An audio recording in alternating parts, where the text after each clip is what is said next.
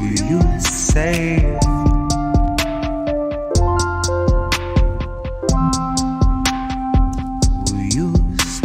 Fresh off the masses, the brand new cancerous growth, who has come here to vie for your vote. Come here to cry at the camps and to mourn at the shore for the bodies that float by the wreck of an immigrant boat. Then it's back to their luxury home, couple security booths and a moat. Couple cigars, little escargot, little booze and a soak. Just breathe in the steam and the smoke. Pink salt, lavender, candles are low. Shit, when you do what you do, gotta lighten the load. And he got a life of his own that's a sight to behold. And it's a lot to control, to decipher the code or to siphon the soul. The cost of a good night's sleep for the working elite is a bargain, no matter the toll. Worth any wager, and that comes straight from the mouth of the means to the goal that will swallow us whole.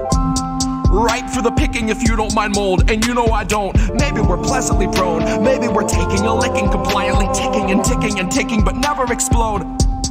No, I don't deliver the prettiest image, but damn if it isn't an accurate vision of natural fission, of rage at the system and abject heartbreak, patiently waiting for any who will listen. That little blue bird who was watching your words is a federal carrier pigeon, a Langley first. It's a patient observer who hears what it wants and is trained for the worst. Oh, you got nothing to hide. They'll be the ones to decide that after they root through your purse, after they read all your text, after they raid your apartment, confiscate all of its contents, then conjure up evidence out of the air on a wing and a prayer and malicious intelligence nonsense. Any presumption of innocence long since gone, right along with your comforts and constants. Historically first they will come for the communists.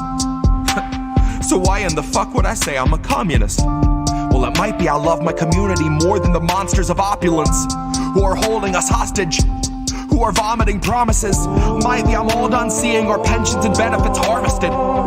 Might be I'm all done watching the populace being disarmed in the guise of an armistice. Watching a woman collapse on the floor who will rise no more. She is wheeled out the door and you're next in line for the pharmacist. If you can get me to vote, it's a hard no confidence. But part of the charm of deception is politics wearing the mask of incompetence. It's all in the art of austerity, darling. It's all in the slide of the providence. Until home is as wide as your cubicle height and is only as deep as your coffin is. Maybe I'm miles away from impatience, aching to break off the head of the snake where the capital lust, reptile brain, and the margin of profit is. Like off with his. Like off with his. I guess this isn't such an awful place. Is that what you want me to say? You prove it's possible to sleep for days and to still think you're right here awake.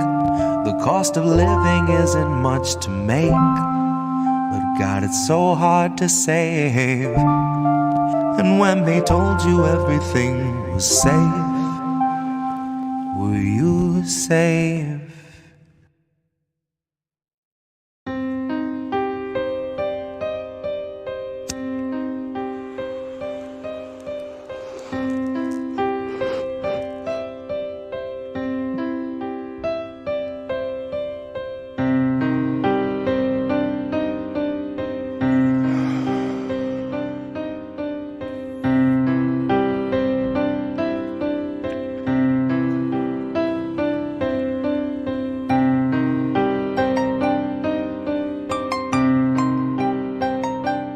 Our society and our world are full of these invented and built up and contrived facades. And sometimes some people come along with a hammer and smash that facade.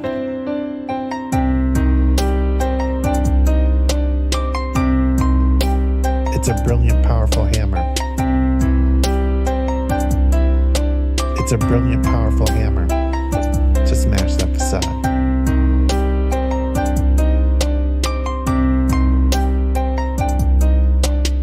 It's a brilliant, powerful hammer to smash that facade.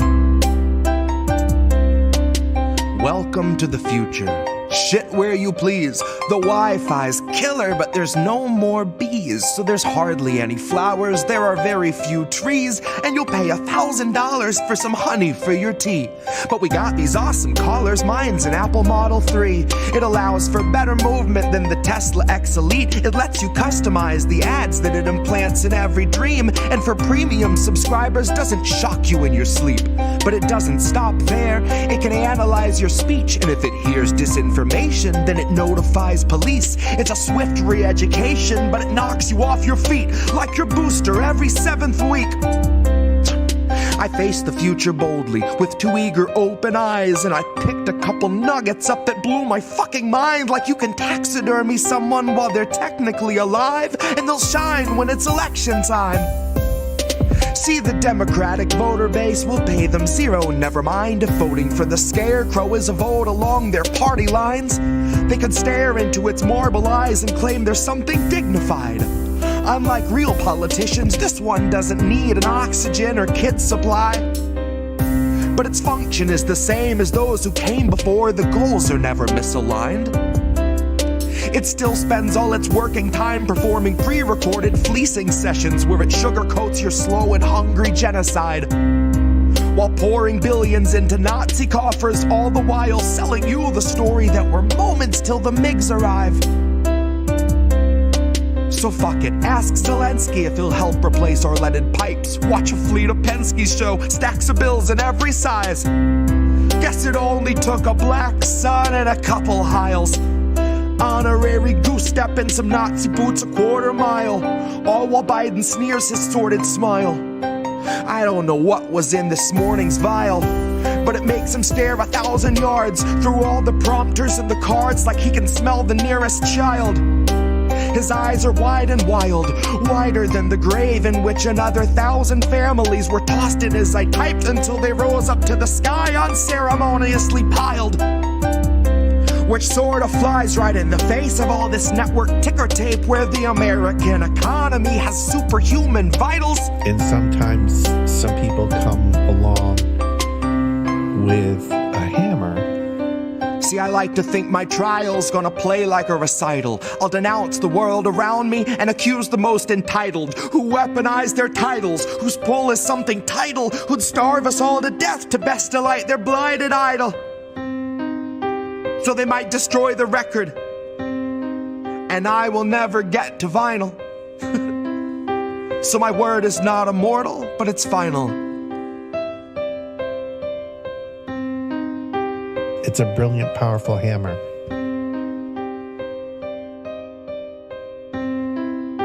It's a brilliant, powerful hammer to smash that facade.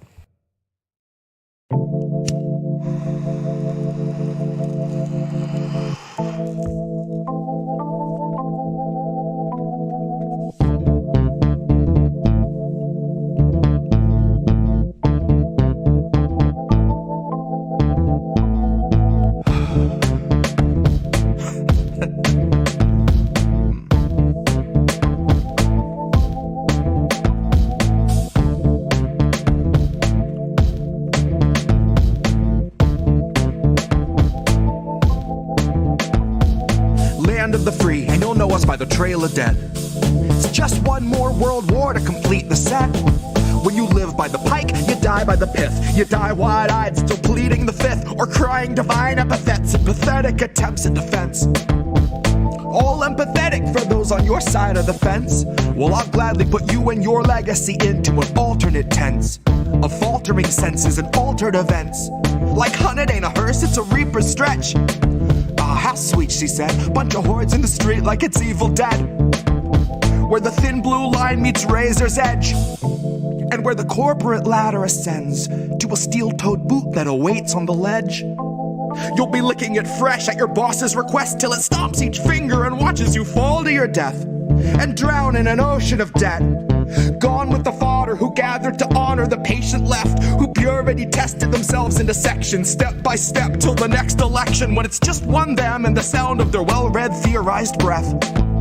That's harm reduction for the lowly cost of you holding your nose and just openly buying the theft.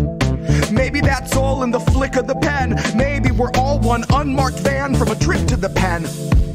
being guarded by pigs who exist on a diet of dying breaths of much worthier men. Honey, heaven's expecting you. Just don't get too hung up on who they let in. Just look up at the shine of the pearly gates. You don't need to worry if there's lead in the paint. You don't need to worry if there's lead in the water, lead in the milk, lead in the honey, lead in the caustic embrace of the Heavenly Father. Lead is the flavor of passive perpetual slaughter. Lead is the taste of us led to the ledge by the lure of the legend of expert consensus, and then beckon to stretch it just one step farther. And I hope all the folks who were boastfully gloating and toasting themselves as the heroes of COVID for boosting their boosters and doing their part are now equally thrilled to be starstruck martyrs. All laid in a government grave with anonymous markers, like you're back from the carvers and off to the splicer. You're the very first wave to be slain in the war against Pfizer, that 100 years war against Pfizer. They are thinning the crowd that is striking right now to bleed adequate pay from those inhuman misers, who all sit in their office and designate coffins to people regarded as nothing but profit for Kaiser. Still the Dems want you nicer. Dems want you softer. Dems want you kinder. Yeah, they all want you graciously starving in silence. You will speak when you're spoken to. Rest of the time, you and all of us peasants are merely depressing statistics neglected in Congress's binders. All bled, bone dry, then fed to the grinder. Our headstones line each step as reminders. That's a lesson in object permanence learned in the furnace by workers consigned to the fire. Workers bled, bone dry, then fed by the fed to the grinder.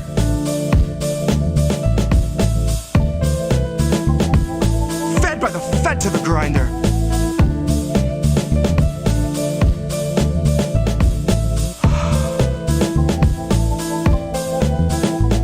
Now the Fed went straight to your head. Mind what you hide and your sighs unsad, and your eyes turn blind to the signs unread. Flag bright red, so you let it in bed. You let it inside, and you'll see that it's fed. Never you mind that it grinds your wealth into bread for itself, then it bleeds you dry, then it dines on the dead. Now the Fed went straight to your head. Mind what you hide and your sighs unsaid, and your eyes turn blind to the signs unread. Flag bright red, so you let it in bed. You'll let it inside and you'll see that it's fed. Never you mind that it grinds your wealth into bread for itself, then it bleeds you dry, then it dines on the dead.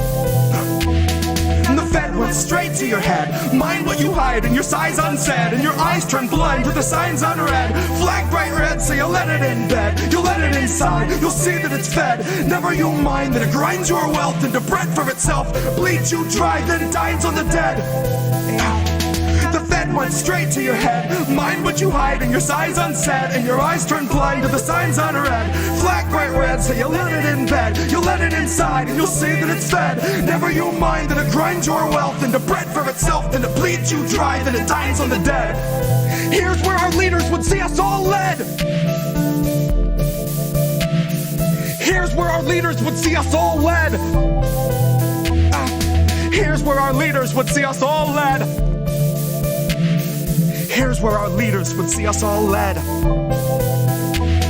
The Fed went straight to your head. Mind what you hide and your sighs unsaid, and your eyes turn blind to the signs unread. Flag bright red, so you let it in bed. You let it inside, you'll see that it's fed.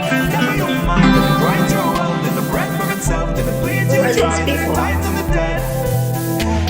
Hello everybody. Straight to your head. Mind what you hide and your sighs unsaid, and your eyes turn blind to the signs unread.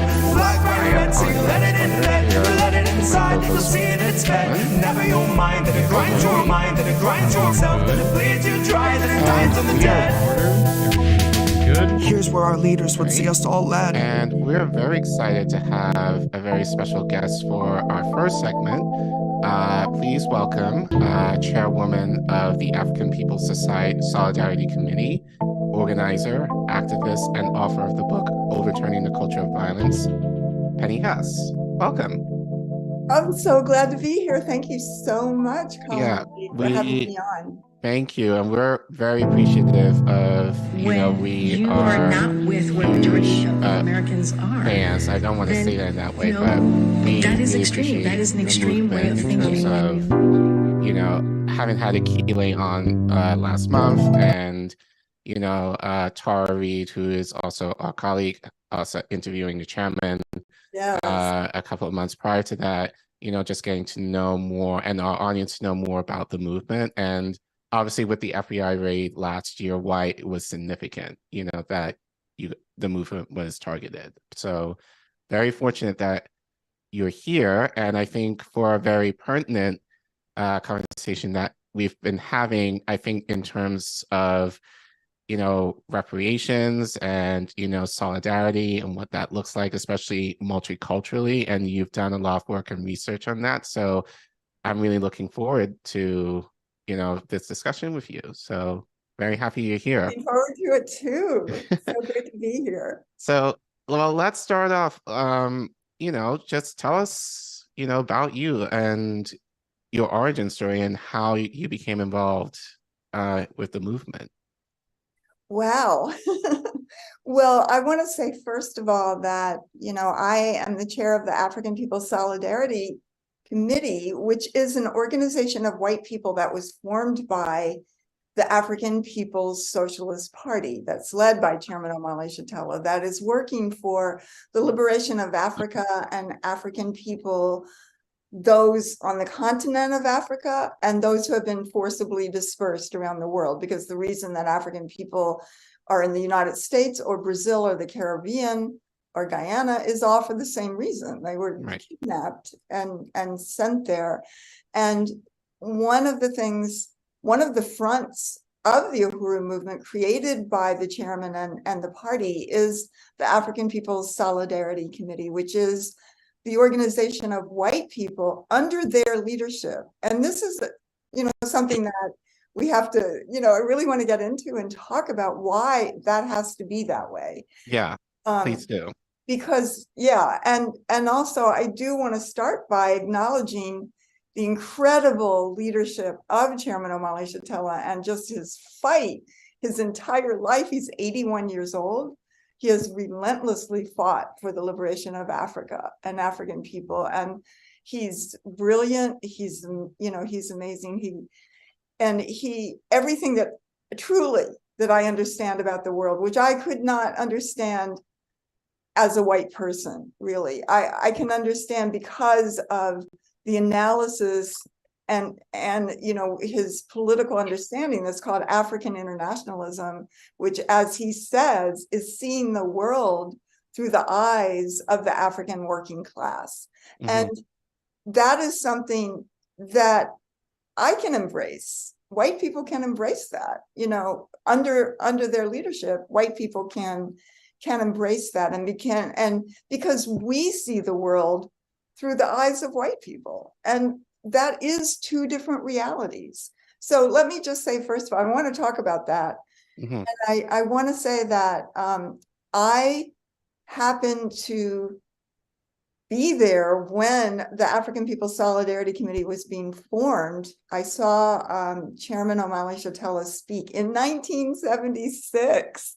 So, I have been in a member all that time, because once I could see what he's saying and what the reality is in this country and the world, how could I walk away from it? It's just like, well, things aren't better. They're not better today, than they were then because of these conditions that exist. And it was in Louisville, Kentucky. I had actually been living in Europe for a couple of years. And when I came back, a friend of mine, I'm from around Louisville, Kentucky, and a friend of mine was like, oh, you've got to come hear this speaker, which was Chairman Omali Yeshitela, who was coming to Louisville.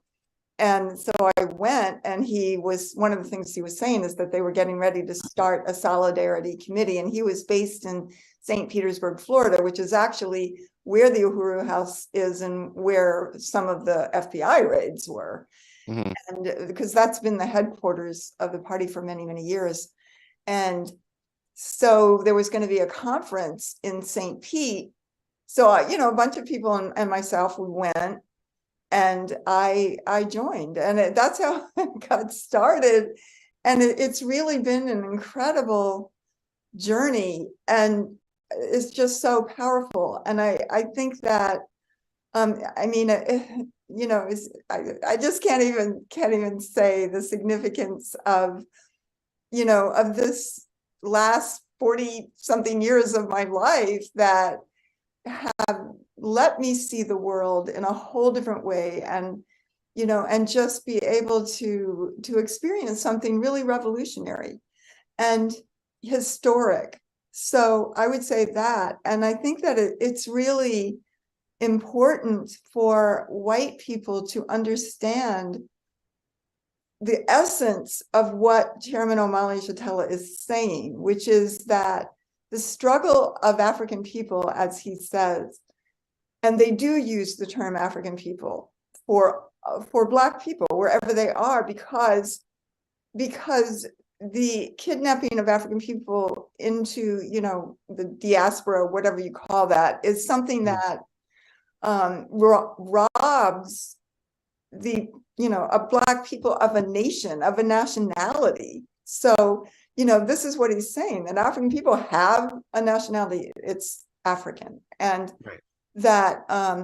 What the chairman is saying is that the essential question in the world is colonialism. And I really see that. Like, once my eyes were open to that, I'm like, yes, that makes so much sense, and that the struggle isn't against racism, it's against colonialism, the same as oppressed people would be fighting against any place in the world. And colonialism means, an occupation, a domination, an exploitation by another power, not their own, a robbing of state power, a robbing of self-determination, and a robbing of resources, a theft of resources, both natural resources, labor, everything else. And that's all true of African people.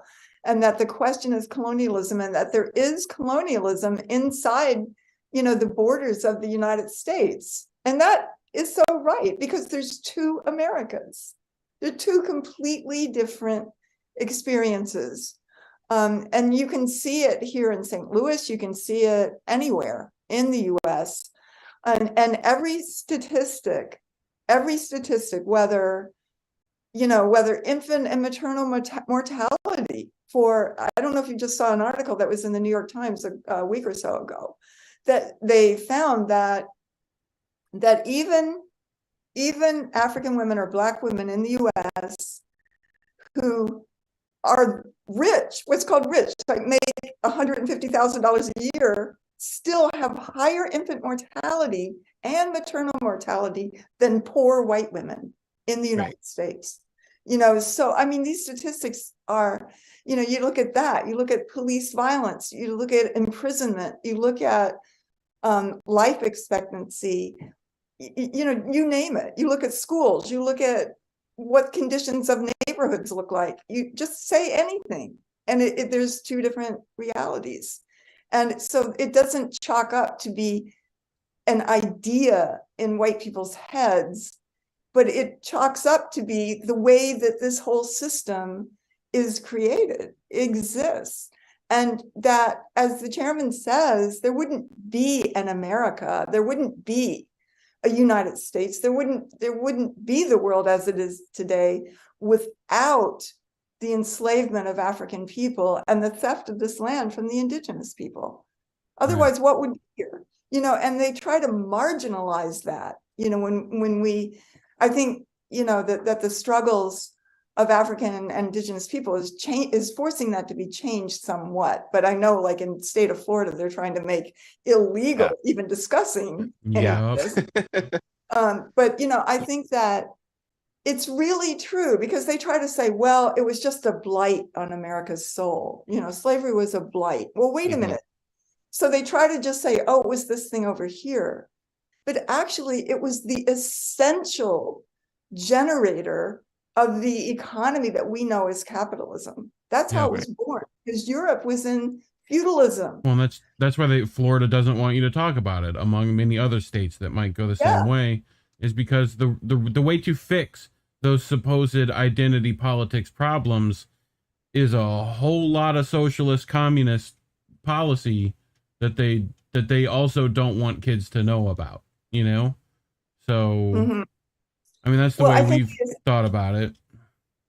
I think the essential question is the right of African people, indigenous people, and colonized people to have self-determination, to have control of their life, their culture, their economy, that belongs to them.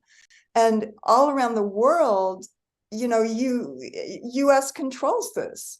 And I think that we're seeing right now, we're seeing a very much of a turning point in the world where the BRICS nations, with Russia, Brazil, China, India, South Africa, all this, we're seeing that these are becoming more and more powerful, and the US in this proxy war against Russia is, it's being exposed to the majority of the people on the planet Earth as like, this is crazy, this is insane. And that is obviously in a serious crisis, so we're in this period when the colonial question is really rising up again. And I think it's a lot due to the work of the African People's Socialist Party over many, many decades and years. And I think that for white people, here's the reality. All white people sit on the pedestal of slavery and genocide. Even poor white people do. That's why would you say that poor white people would want to join the Klan or fight Africans, not their ruling class? Because we all sit on this pedestal, and there's this thing, this meaning of what it means to be white is to be a colonizer. I mean, if you look at history, and this is why I wrote the book Overturning the Culture of Violence, because I wanted to take the political theory of African internationalism of Chairman Omali Yeshitela and go through history and show white people, this is what we did. This is what we did. This is not the government. White citizens lynched. White working people lynched. You look at history, there were volunteer cavalries that rode out to kill indigenous people and steal their land. Not just the government. It was like we were the government. You look at, I mean, I've read books of where, it shows that white children, and this is in books not that you find in school, but the kind that you can read, like about how African people were forced to breed, babies, and those babies were put on sale, and it talks about in some of these books that like a white child could have an African adult lynched. I mean, that we have to look at that history. We have to take responsibility for that. We have to, we can't say, oh, we're this thing. And, there's a reason why white people came to this country, most of whom were poor in Europe. Well, why did white people get to walk up the ladder of success, but not African people, not indigenous people? That's a political system. That's what capitalism is, and it's born of colonialism. And I think that, that we have to look at that. It's not like, oh, it's one big melting pot. It's not that. There is the white existence, there is the African existence, and certainly indigenous people, many of whom are still forced to live on what's called reservations, concentration camps, in the greatest poverty in the whole country.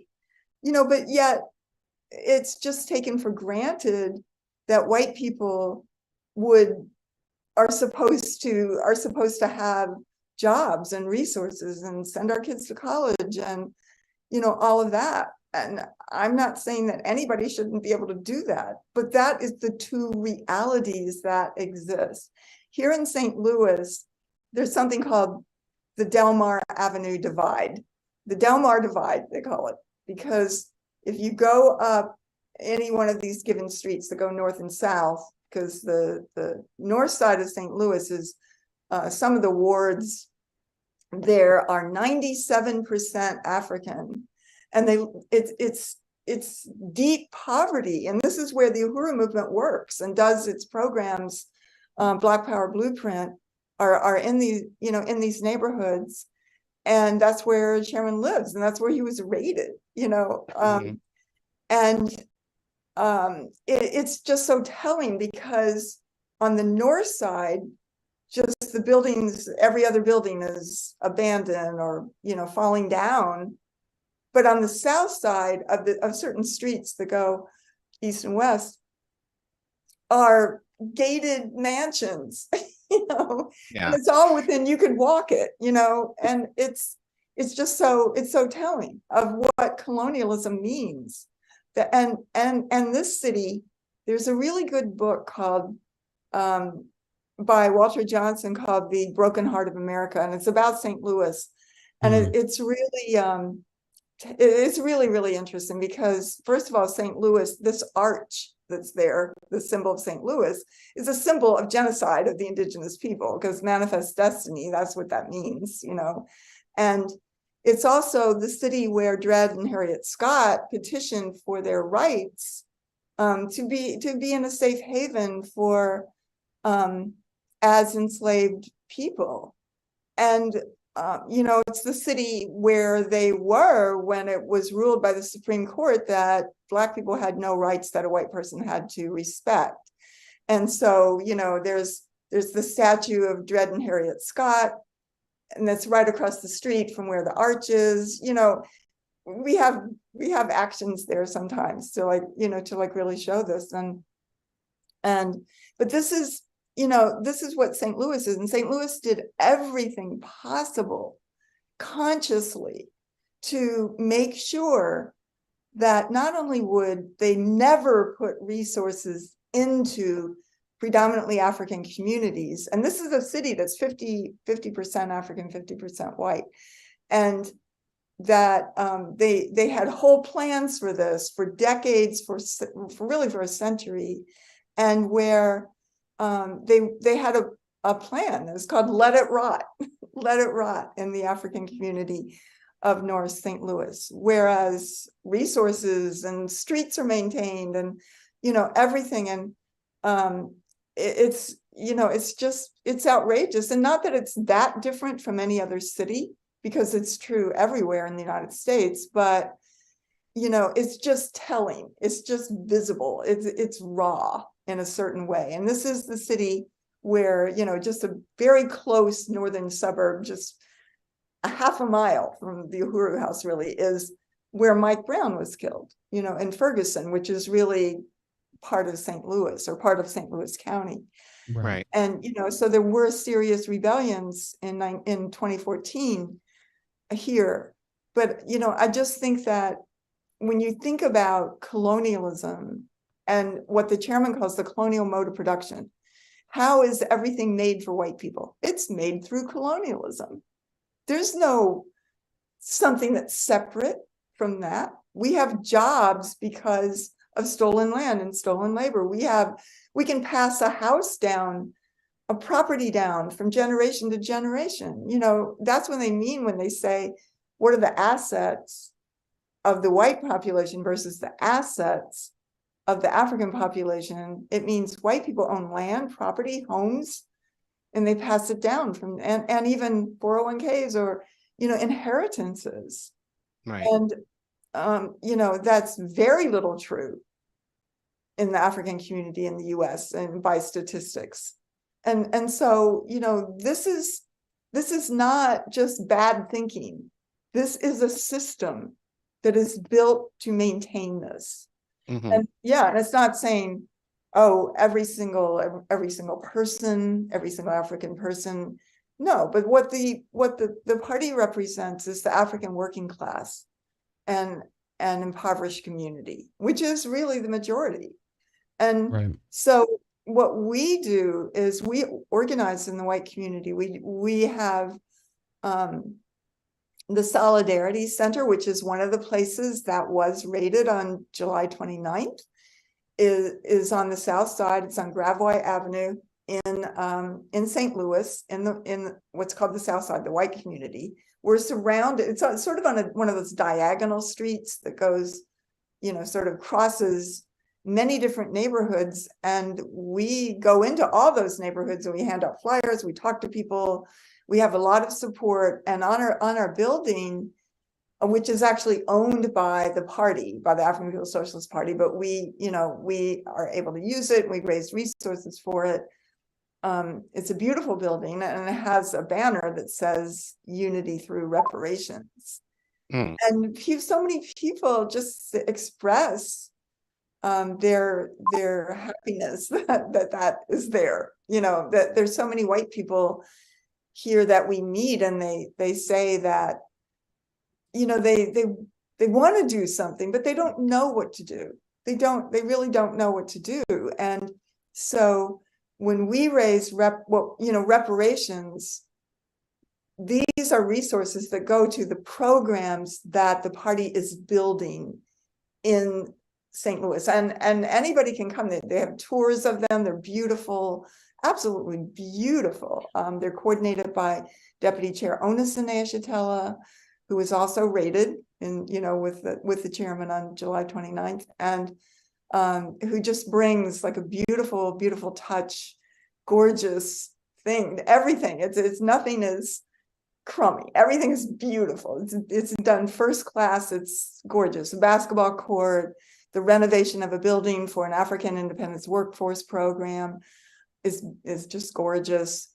The doula program, the African Women's Center that they're going to be building, the beautiful, beautiful outdoor garden space, the Uhuru House, all of this. I hope you can come, and anybody who's listening can come here. And yeah, you make it sound like I want to actually come out to St. Louis to see it.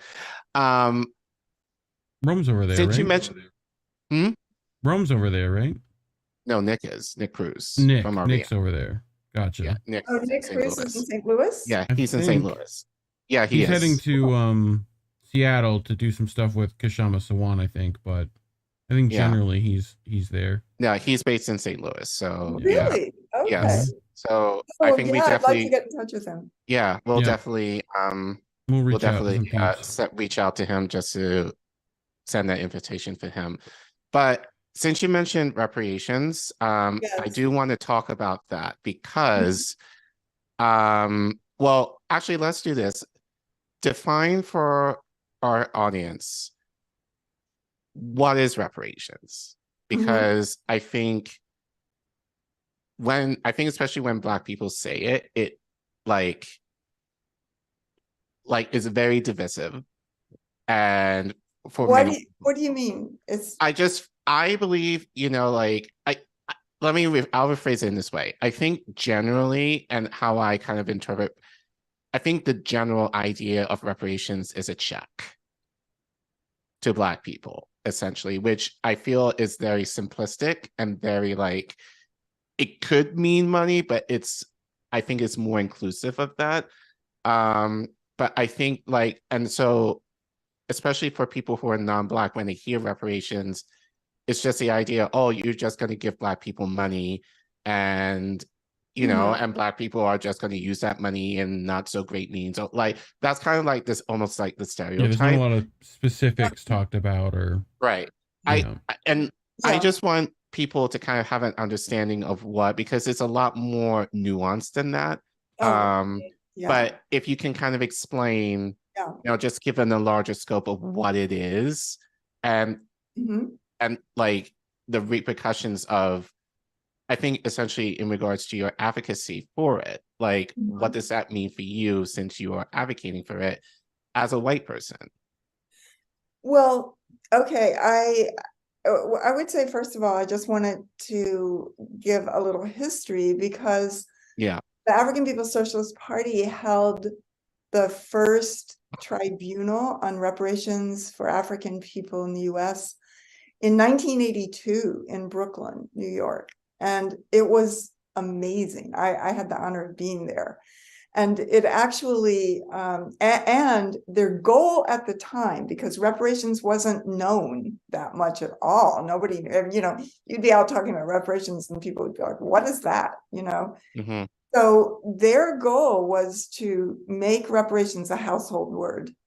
Everybody had to know, and certainly it is today. It is today. I think most people know what they have some idea of what is reparations. But that tribunal was actually used international law to, like the Convention on the Crime and Punishment, on the punishment and prevention of the crime of genocide. It's called the Genocide Convention. They use that. They use the human rights documents of the United Nations, accepted international law, to put the US government on trial for genocide against African people. And they had testimony from, first of all, from African experts on everything from history to education to,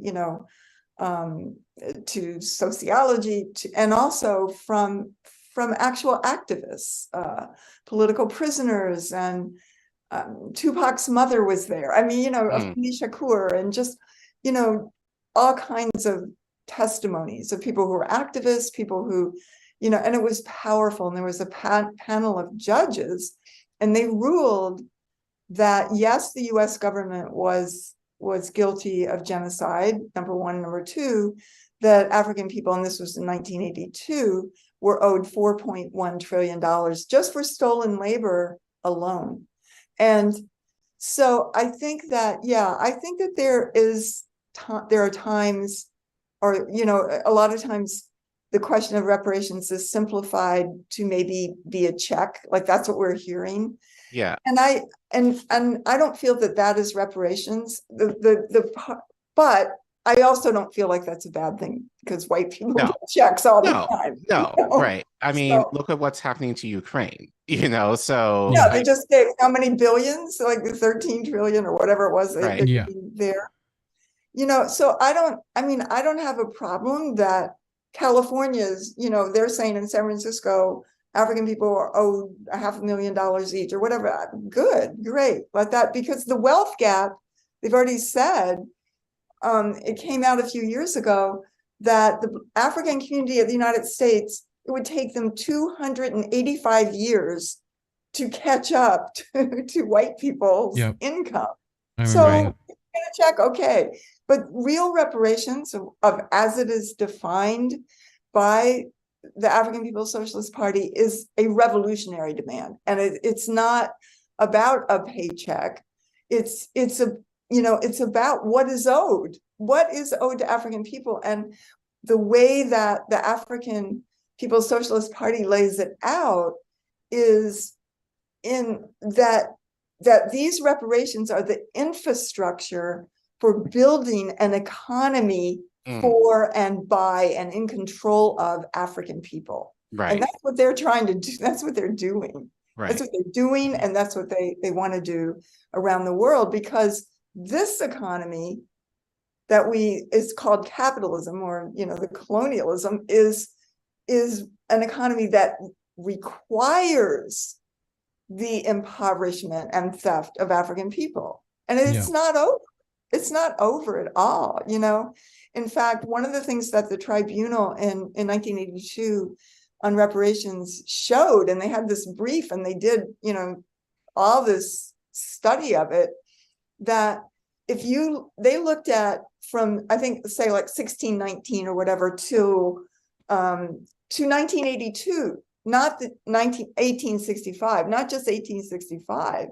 And they found that actually, since slavery, more has been stolen of stolen labor, and the thing. So that's why they came up with the number of 4.1 trillion, and that was in 1982 dollars. Today, that would be 15 trillion, whatever.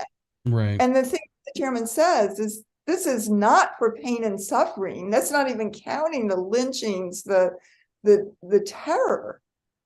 Because that is counted in court. If you drop if McDonald's spills coffee on you and you're burnt, you can sue them. A woman sued them and got like $1 million for that. So what would African people get if they sued for enslavement and lynching and all of that, so it's deep. It's really deep. And it's everything is owed. I mean, it just has to be a whole new system. This system has to go. Right. And I've said that on Twitter actually this week, is that I think it may have been, early in the week, that reparations cannot happen under capitalism. It can't. Right. Because the idea would be, if you're looking for, and I love what you said, that, reparations is about economic empowerment for the oppressed. And so if you're looking for workers to, as we say, own the means of labor, that cannot happen under a capitalist system. Because the idea is that is counter to what capitalism is. So the key is to getting rid of this system entirely in order for reparations to occur. And I actually want to ask you, like, why? I don't think people are necessarily making that connection, though, which I think might go into the idea of, like, just give us money, like, why do you think that is that, like, or at least why is that disconnect, you think, in terms of people thinking like there's, I wouldn't say a possibility, but not talking about reparations without talking about the capitalistic bend of it that has to be removed? Well, I think that the Uhuru movement always talks about that, but I think, and there's still a lot of work to do, but I also think that people need money. I mean, I think that, people, especially in the African community, need money. And I don't think that, so that's why I'm saying I wouldn't be against it. If the state of California wants to pay, if the US government wants to pay a certain amount, I mean, they pay Japanese for being interned, and they rightly so. Rightly so. They were interned during the Second Imperialist War. But I'm not against that. But I don't think that we should be. I mean, I'm not against that. And I don't think that anybody in the Uhuru movement would be against that. That's a payment. And that's good, because they have so much money and they're spending it on war, on killing people. I mean, I was just reading statistics, the wars in Afghanistan and Iraq and Syria that the US has led killed 900,000 people and displaced 37 million people. I mean, that's what they spend their money on. War, bombs, drones, attacking people through the FBI and killing people and putting African people in prison, mostly on drug questions, while they're making it legal, and they still don't let them out of prison. Right. I mean, I just think that there's so much wrong. And for me, what my job is to talk to other white people, and this is what we do. Because white people can just like, oh yeah, that's so bad. Okay, well, I'm still going away for the weekend, and then I'm, it's just like, come on, or I still have to, organize against the mistreatment of bunnies, or I don't know, it's just like we have to say this affects them directly. They notice that stuff. Like, it's also the entire diaspora is out of sight, out of mind for the most part. It's like if we're gonna be all right, like these issues don't affect them generally as a whole, right. Whereas like the poor and working class, which predominantly are, filled with minority and like they're far more affected by it. But our foreign policy is the same as our, in that regard. We're still going after domestic policy. Right. Yeah. We're still going after, right now we're sending Stacey Abrams to Nigeria to like make sure their elections are going to be good. What do you think that's about? Maybe resources It's that they all about want? Right, yeah. Yeah. Like, I mean, there's a lot of oil in Nigeria. There's a lot of resources all over Africa. Look at Congo. Look what the US and Belgium did to Patrice Lumumba when he said to Belgium, the resources of Congo are going to African people. What did they do? They immediately killed him, cut up his body. You know, I mean, they would just, it was hideous. Yep. So that's what they did. And you look at they talk about, corruption in Africa. Well, they killed everyone that was fighting for Africa. Right. Kwame Nkrumah, Thomas Sankara, even Gaddafi. I mean, they were fighting for Africa, and we're all killed. Right. By the US. And so white people can just go, oh, it's so corrupt there. I mean, but not even that, but not even that. And I've spent time in East Africa. I spent time in Uganda, Rwanda, over the course of the last decade. And yeah, there's corruption there, but I also see, and I don't want to say this person's name because I know people watch this show have certain feelings, and I want to respect, African people, like my family in Africa who are there, but certain politicians kind of ride the fence in terms of assumingly being for their people, but also having their foot in terms of the West and, wanting to build relationships with them, for their own profit. And then and for me, I get kind of frustrated because I think people don't talk about this enough, especially like in Africa, like kind of this infiltration of capitalism kind of seeping in, it's those governments there too. So it's the same thing, the difference is that their own are kind of fulfilling that role instead of white people in the West.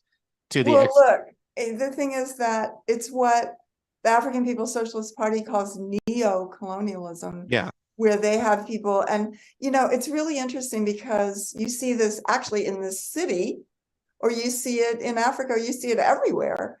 What Chairman O'Malley calls the culture of corruption. There's no other way. I mean, just look at Turkey. What happened? They build those buildings there. I've been in Turkey without rebar. This is what they get away with because it's the same thing. We're still sanctioning and we're still exactly. There's no way. And then there's corruption. That's the only way. Look at Ukraine. All the people there are corrupt. They've already said that. They were over replacing them. Oh, sure. But it's the same thing. It's the same thing because that's how, when colonial countries become, quote, independent, they only get a little bit of what they don't get to control their economy. The people don't get to. So the people are under the same system. And the minute they try to, Oliver North shows up, Yeah, exactly. Exactly. Whether they've tried to overturn Cuba, Venezuela, Nicaragua, all these places. And it's the same thing. The US still controls it because the US controls the world economy right now. And that's why it's really significant that this BRICS and other kinds of economic arrangements are becoming stronger because, they're there to contend with this system. And it's not to say that they're not capitalists, because they are, but, they're against the US. And that's important because it continues to deepen the crisis here. So, I think that's really, really important. And I think that our job, like I said, is to organize other white people. That's our assignment. And to win this question of reparations, and to just say that, that we have resources. The only way that we can have resources is that other people have to suffer. That's the only way, and I'm not saying that like out of guilt or something. I'm just saying that's the reality. Really? Yeah. So if we, if there is a system, and that's why, the chairman analyzes that all white people sit on the pedestal. It doesn't mean all white people are rich. This is what it means to be white, is to be a colonizer, is to have, it's still social wealth. It's still social wealth is in white communities. White people in general can find resources or have it somewhere in their family. This is how it works. And there is, this sense of being white is that I have power over other people. Otherwise, what would that mean? And I think that that what we're finding is, and we do have members of the Uhuru Solidarity Movement in like 140 cities in the United States. And, we want to build in Canada and Europe, and even on the continent of Africa, where, there are white settlers there as well. And that, I think that as the chairman says, that the working class is in the colonies. Working class, because it's not to say there aren't poor white people, but there is not a class of workers. The working class are colonized. That's really have to see it, because the colonized make up the pedestal upon which white people sit, and upon which this entire system rests. And and we look at, why is the US spending trillions of dollars, generally speaking, fighting colonized people? I mean, it's very rare that it has a war in Europe, which, Ukraine is very rare. But I mean, generally, because it's attacking Russia, which is and China. Like we did in Afghanistan, Iraq. Pick a war Libya, in the last decade. Syria, Somalia, Yemen. Nobody even talks about that. That people are starving to death. And just what it does to people, like the Philippines now. The U.S. is building bases there again, and people in the Philippines are incredibly impoverished and struggling. And all around the world, the U.S. is there to dominate and exploit and overturn any kind of movement of colonized people, whether it's inside the borders of the United States, around the world. And that's why the African People's Socialist Party was attacked, because it has a worldwide movement. It has members in Africa, in the Caribbean, in Europe, and it's building for the liberation of Africa, and in unity with indigenous people, and believes that, of course, that this land still belongs to the indigenous people, whether they speak Lakota or whether they speak Spanish, or Aztec, that this is the indigenous people's land, and it still is that. And white people don't have claim to this land. And when we look at it in those terms, and that this movement, the African People's Socialist Party, is in unity with all colonized people.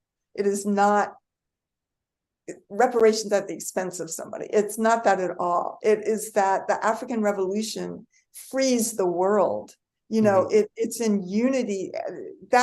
And that's another question, because they said in the indictment that they used against to justify these raids, that the chairman and the party were under the influence of Russia.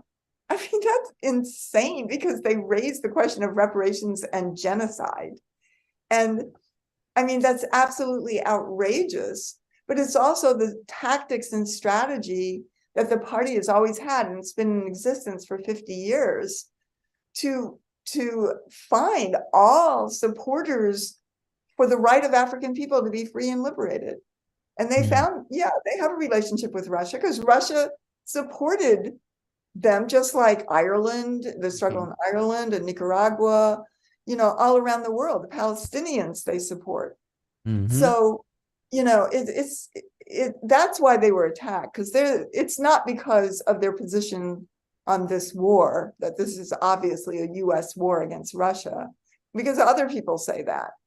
The chairman was the first to say that, I would just say. He said Yeah. that the day the war started. But Yep. the point is that this is why, because they are fighting for an anti-colonial struggle and the unity of African people, indigenous peoples, oppressed and colonized, Arab, all oppressed and colonized people around the world, to be, just to be this, it's this that makes up the pedestal upon which the US and Europe sit. And that is what is being challenged right now. And that's what's very exciting. It really is. It's very, very exciting to me, because in the 1960s and 50s was a time when the anti-colonial movement of the world was the trend. The revolution was the trend. The Che Guevara, the Fidel, all of these movements, and Ho Chi Minh and Vietnam, and all these heroic movements around the world, and the Black Power movement within the United States. It was just like the people are winning. But then the US government waged a counterinsurgency inside, and that means a war against people who are fighting for their national liberation. And that inside this country, one of the most known fronts was called COINTELPRO, which I'm sure you are familiar with. That assassinated, in fact, Malcolm X's daughter, they're filing charges against the CIA and the FBI for killing their father. Just the murder, the assassination of Malcolm X, Martin Luther King, Fred Hampton, and so many others, as well as the mass arrests and the political prisoners. People like Sundiata Kohli, who was in prison for 50 years and he just got out because he's very ill. Right. And probably facing death, and Mutulu Shakur, and so many Jalil Muttaqin, just so many others who, are political prisoners, in the US won't even admit that, but that comes from that period of struggle and this counterinsurgency to fight back this, what was truly an African revolution of that period. That was very, very incredible to see, and you were asking earlier, I just want to address this really quickly, because you were talking earlier, I think before we came on the air, about, just the white left and the white right or whatever. I think that it's really important to understand that the white left and all other white people sit on the pedestal, the oppression of African people. And generally speaking, I know this movement, the Uhuru movement, African People's Socialist Party, has struggled fiercely with the white left because it sees itself as, the leaders of the revolution, and treat African people and indigenous people as sort of amendments or mini white people. It's really opportunist, and it's white nationalist, and it's exploitative in nature, and exactly. It doesn't exploitative, elitist. I think especially more so, given certain personalities in the space who do carry that air. I'll say arrogance, but obviously usually college educated. So so having the air of, oh, we know better because we went to this school, we studied this person, we did this theory and all this kind of stuff, and not necessarily talking to the people that it ultimately affects. Right. And thinking they would still be in leadership. That's why they created the white segment of the Uhuru movement under the leadership. Because, and I think that it's really important to understand that. And certainly, there are all different kinds of organizations who are supporters, but that this has been a huge struggle within the African liberation movement, because white people want to come in and control it and tell, and say, oh, well, this is what you really need to be doing, like you're saying, and they're like, no, this is self-determination. And if white people want to support it, but it's also in our interest because white people are never going to lead a struggle that overturns the system. It's bought out every time, you know? Right. And I think that because we sit on the pedestal, it has to be led by those who make up the pedestal of what the chairman calls, you know, the pedestal of the society. That is the leadership. That is just so clear, you know, the struggle. And if you look at this country, every progressive thing has come from the Black liberation movement over the years. Even women, white women's, you know, LGBTQ, all of this came from, because I remember when it was called gay liberation. Now they've changed that, you know, but they take the liberation out. But it's like, that's what it was called. It was called women's liberation, gay liberation, based on African liberation. Yeah. You know, think, and just sparking this. Just even Bernie Sanders, like, and I didn't make this connection till maybe like a few weeks ago, but he used, you know, like his talking points as far as support, like from Black activists. Yeah. Mm-hmm. You know, Angela they Davis stole the word woke. Woke. You know, like, so, like almost verbatim, like what he was saying in terms of like the oppressed, like came from, you know, like Black activism. So it's That's right. You know, so what would you, so two things, and then I know there's something we want to definitely talk to you about before you go.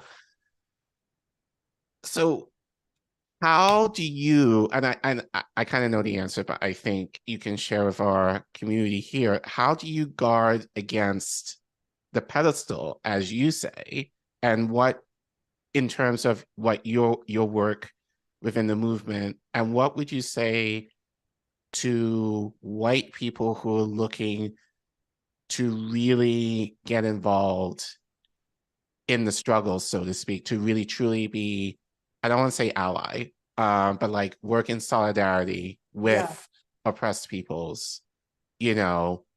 I would say join this movement, because the thing is that, first of all, it's not charity. Mm-hmm. It's in our interest. And I just want to say the white population is in a crisis. I mean, the amount of drug addiction, alcoholism, suicide on all levels. And it was really, really interesting, these articles that have been in the media lately about the alienation and lonely, you know, these articles that like 60% of young white men are not in relationships, and they have no friends. Mm-hmm. I mean, this is really serious. But it's like white people are in a crisis, and the thing is that if we hate the society, then we should be under the leadership of the force that's going to change it, because you know, we can't absorb this crisis of imperialism if we need to change the society, and we have a role to play. And, you know, that's why we call on white people to join this movement, because African people are going to win. Yeah.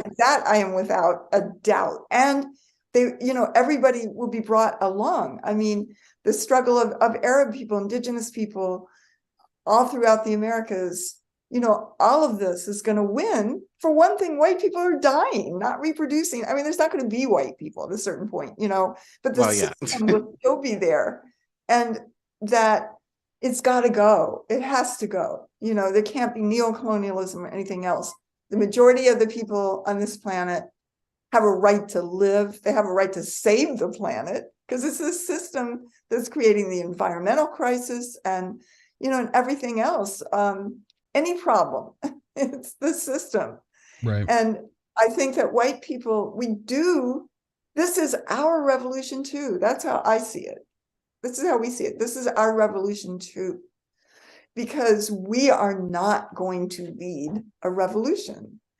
We can be under the leadership and unite with the fact that African people are going to be free. They're going to have what belongs to them, and that's only right.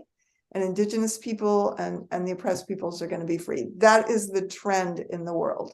And that's what we're seeing play out step by step. And the African People's Socialist Party has been a leading force in fighting for that and putting this forward and putting forward the analysis that the world has to be turned right upside up. The narrative of whiteness has to go, the narrative of the African, the indigenous, that's what has to be number one.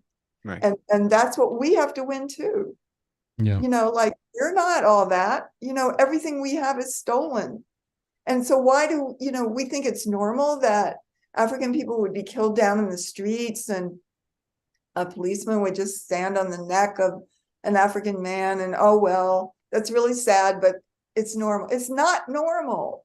You know, it's not normal that we can't say that. You know, there has to be the right of African people to have control over what happens to them. And that's what it's in our interest, you know, and I think that the contradictions that white people face, the alienation and all this is from being alienated from the rest of the world and from humanity, you know, that we want to see this system go. African people are serious about making it go, you know. Yeah. And I think that it's in our interest. And that's something that we really try to win and show, you know, and I think that there are many white people who see this, who want to see it, who want to stand in solidarity. And that's why, you know, that's why the party doesn't say that we are allies, because allies is kind of equal in a certain way. Yeah. It's saying solidarity. And I unite with that, you know, because it's like, again, turning the world right side up. So all of, you know, the last shall be first and the first shall be last. And it's how it has to be. And that is what is happening. It is what is happening. So to conclude, because I mean, I will first say this has been such a joy to have you on. How can people get involved? Well, yes, I just want people to know about, you know, anybody from the white community, and actually anybody can come. The national conference of the Uhuru Solidarity Movement, and the title of it is White People Say No to the FBI War on Black Liberation. It's the Uhuru Solidarity Movement, organizing in the white community for reparations to African people under the leadership of the African People's Socialist Party, Saturday and Sunday, March 11th and 12th. And it's going to be here in St. Louis. There is a component on Zoom, but we would love for you to come, and there's going to be a tour of all the projects of the Black Power Blueprint. There's going to be great, you know, it's going to be really, really fantastic. Some of the lawyers for the Uhuru movement are going to be here. Of course, Chairman Omali Shatella is going to be here. Deputy Chair Onizane.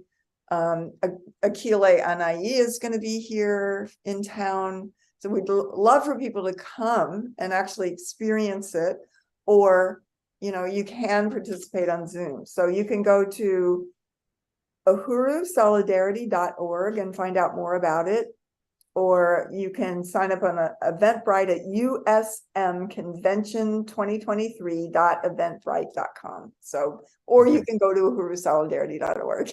Yeah. It'll tell you more. Yeah. And actually, we do have all of your links. So your Twitter, your Facebook, the committee, and the solidarity links in the description, so people can learn more if they want to, and if they want to participate, they can. And if you're in the St. Louis area, I hope people, or at least in the vicinity, that people can come in and kind of see the work that you are doing. To have you in and coming, and I definitely you come one of these. Yeah, I'm definitely inspired now to definitely come out to St. Louis to visit. So yeah, definitely I will graciously accept your invitation if I get my finances.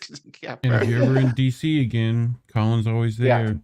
Yeah, I'm in DC. Oh, you're in DC. Okay. I'm in DC proper. Yeah. So great.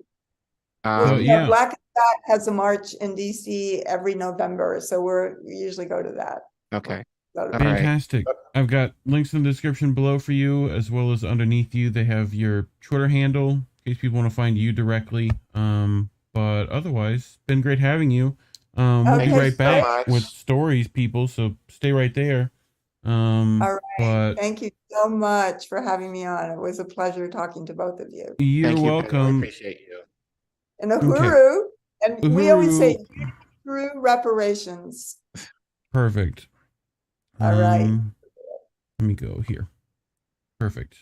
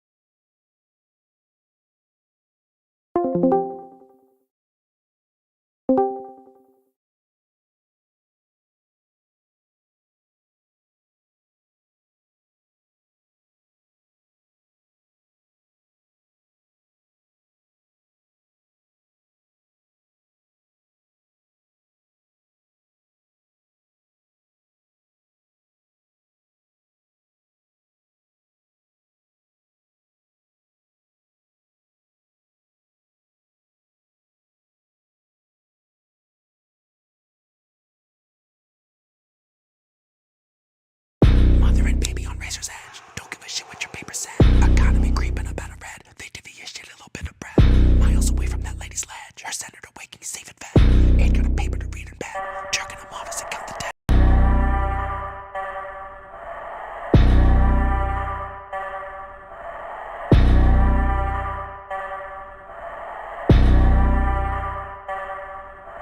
Gorillas in the mist, skin suits in the Senate.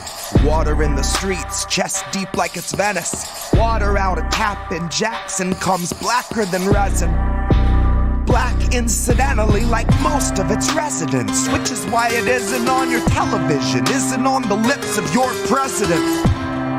Well, I'm admitting that as evidence. I've been fleshing out a case to be made for the testament. I don't know what our collateral count is, but doubt it is less than the estimate.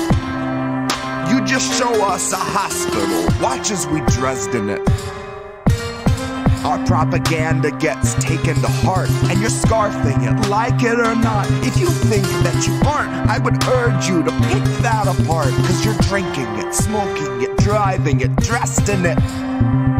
We pay for it, pray to it, bathe in it, fill up the basin, and babies are blessed in it. Ask no questions, bask in the pestilence. See, honey, when the plague goes live, you'd be wise to invest in it. See, honey, when the plague goes live, just between you and I, that's an industry sign that they're all done testing it. And come 2025, they will all be confessing it. And then a few small fry fall guys all fly from the precipice, who are doomed to be wasted like shell corporations, dissolving to vapor, then gone with the resonance, gone with the sense and the sentiments, gone with the dust of the remnants, gone with the ghosts of the regiment, gone like those families in Gaza whose bodies and homes are demolished when Israel sets up a settlement. Gone like your chance at a settlement. Gone like the hope of apologies out of those funding our deadliest research and backroom development. Gone like your shot at a measly I'm sorry from the mouths of our own bioterrorists.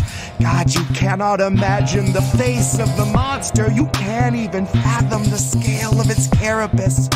It's under your feet, yet you're barely aware of it.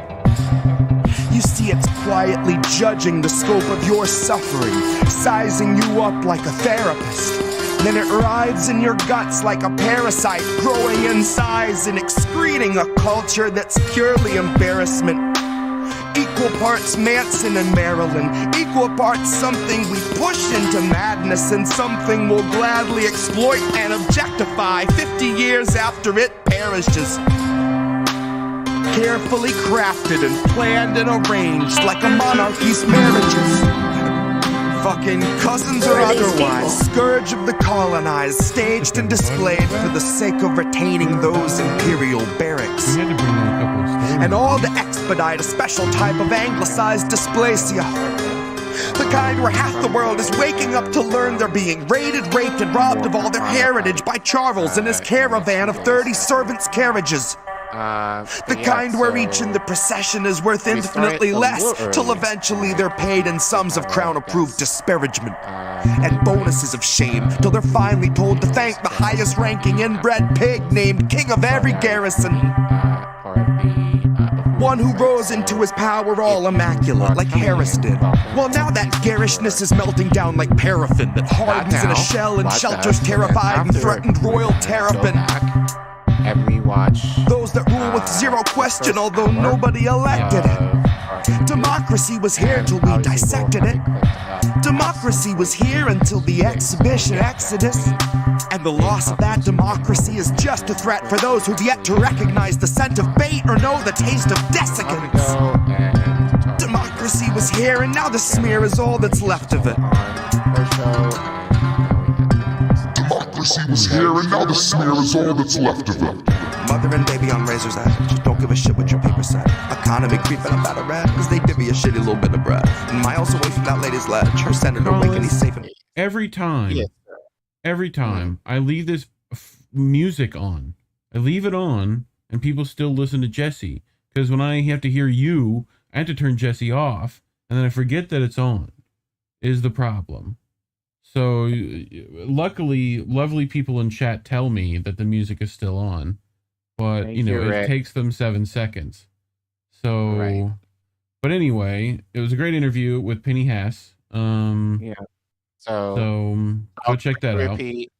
Check it out. No, not now, but like after we're done, go back and watch the first hour. Yeah. But yeah, we do have other stories that we wanted to share. So it seems like there are some people in the West who are like, we should not be at war. You should probably talk about diplomacy now. And why did I whisper like Biden? Like, that's creepy as well. What do you mean? Huh? Well, basically, we have. It's the only way you can find room to pay for it. What? Yeah. So there are a few people who are saying that the war, quote unquote, war in Ukraine cannot be won. So we're going to talk about who is saying this.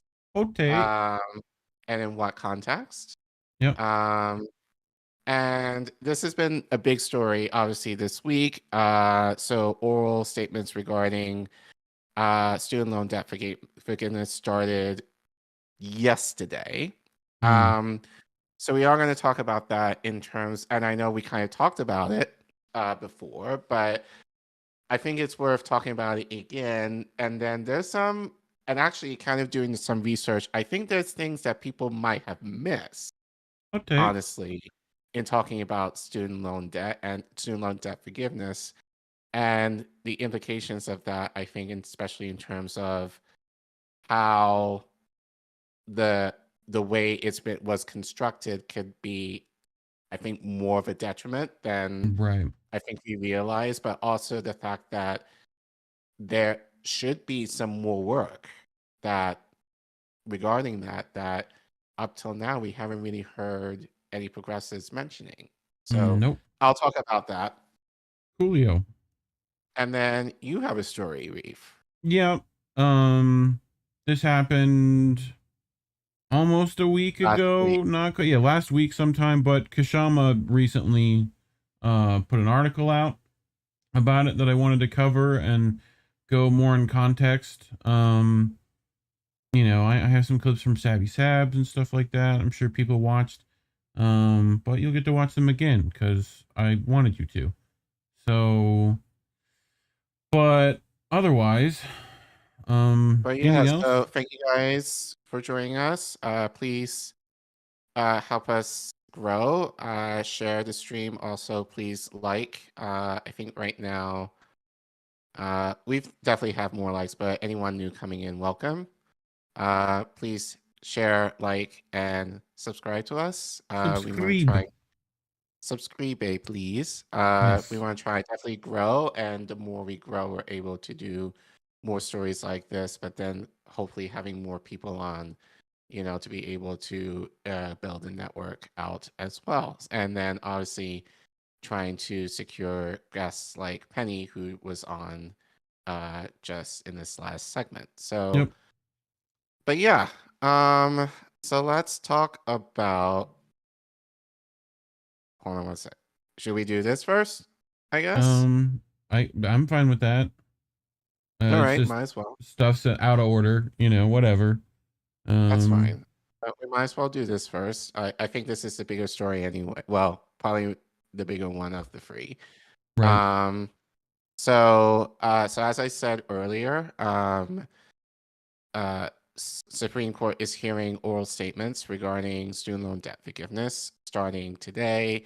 That probably will make a decision. I'm hearing probably by late June. Okay.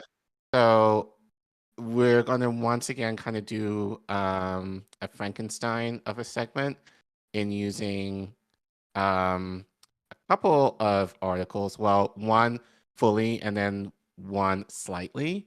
But then we also have some video clips to kind of talk a little bit more about the implications as to how student loan debt forgiveness was constructed and, what people have not been saying in terms of student loan debt and what is missing from the discussion that certain progressives have said that I don't think has been talked about up till now, Okay. as I said earlier. But this article is from Common Dreams, written by Kenny Standstill.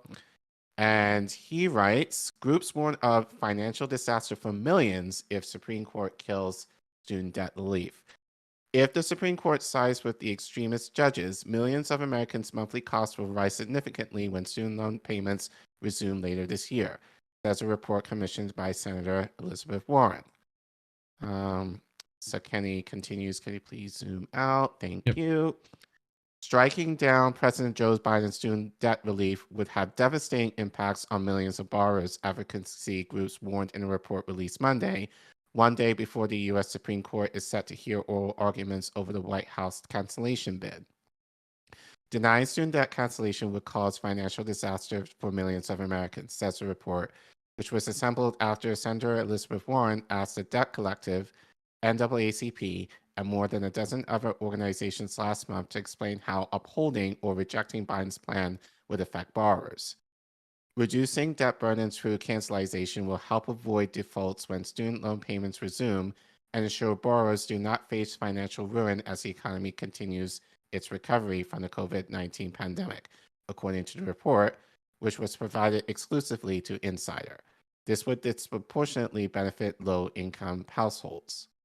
However, if the Supreme Court sides with the extremist judges, millions of Americans' monthly costs will rise significantly when student loan payments resume later this year, the report cautions.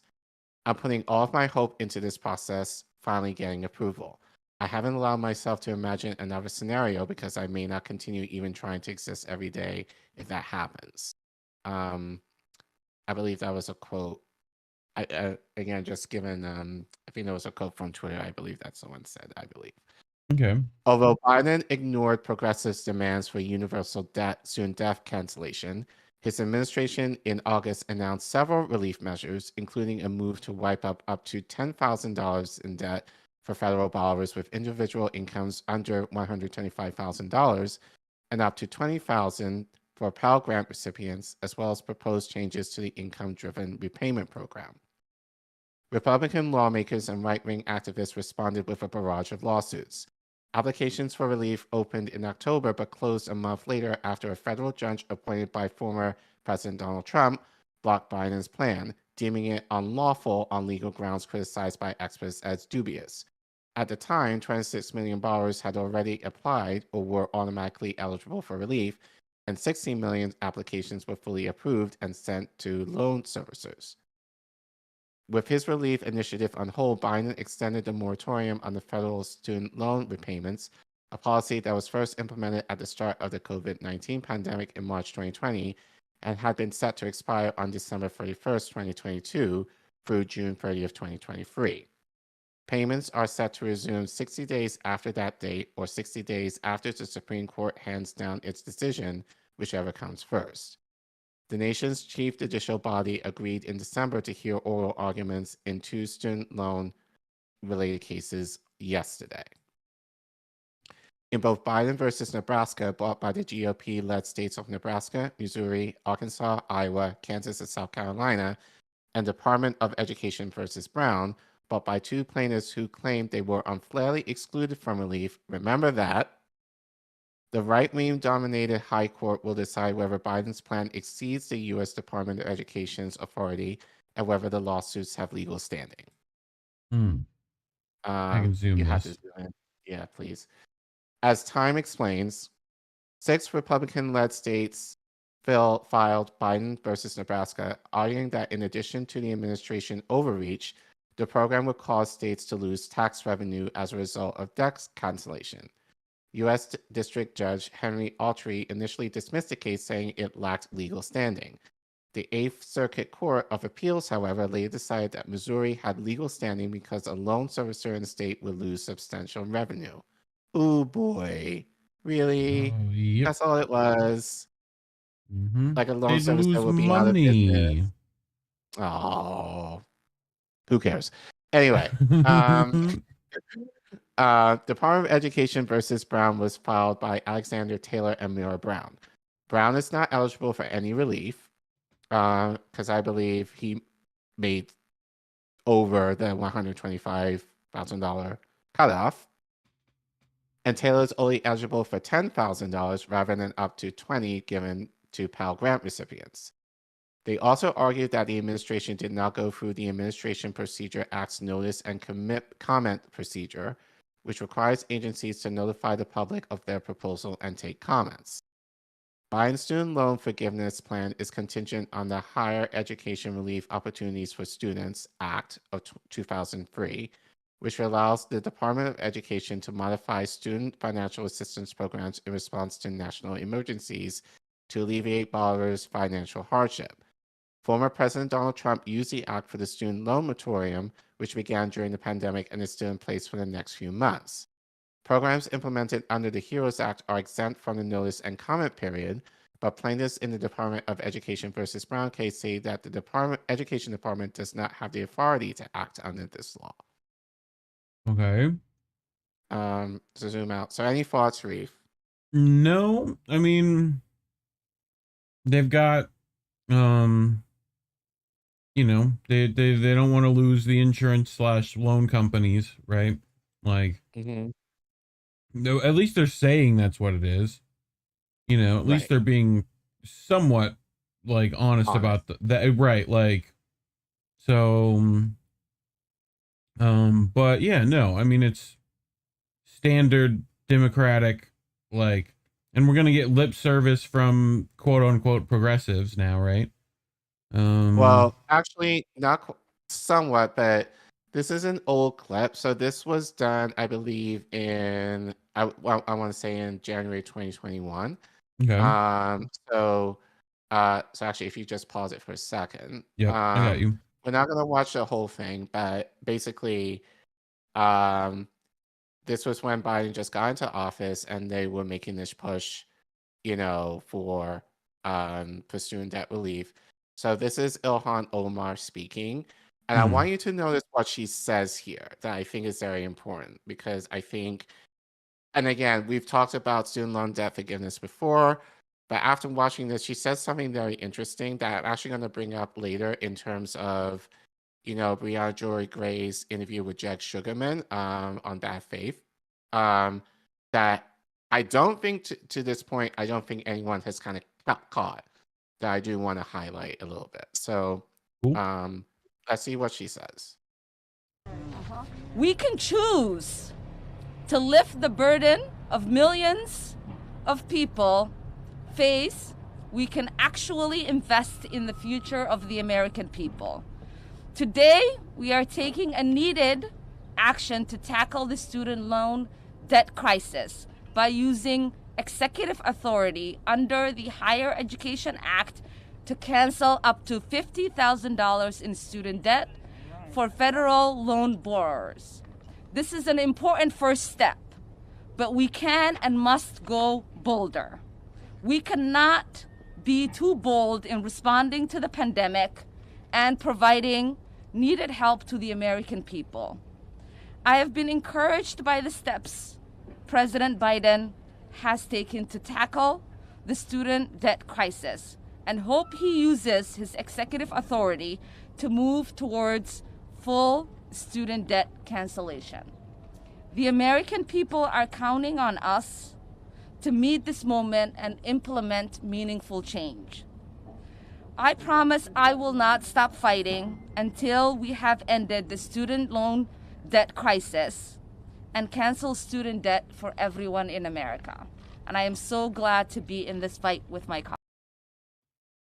So, two things that she said. So the first thing that I think we've talked about before is that, so there was a memo that Elizabeth Warren, Ilhan Omar, and Ayanna Pressley, and I think a couple other people sent to the president when he got sworn in. It was sometime after, to use the Higher Education Act as the basis to relieve student debt. So already talked about that.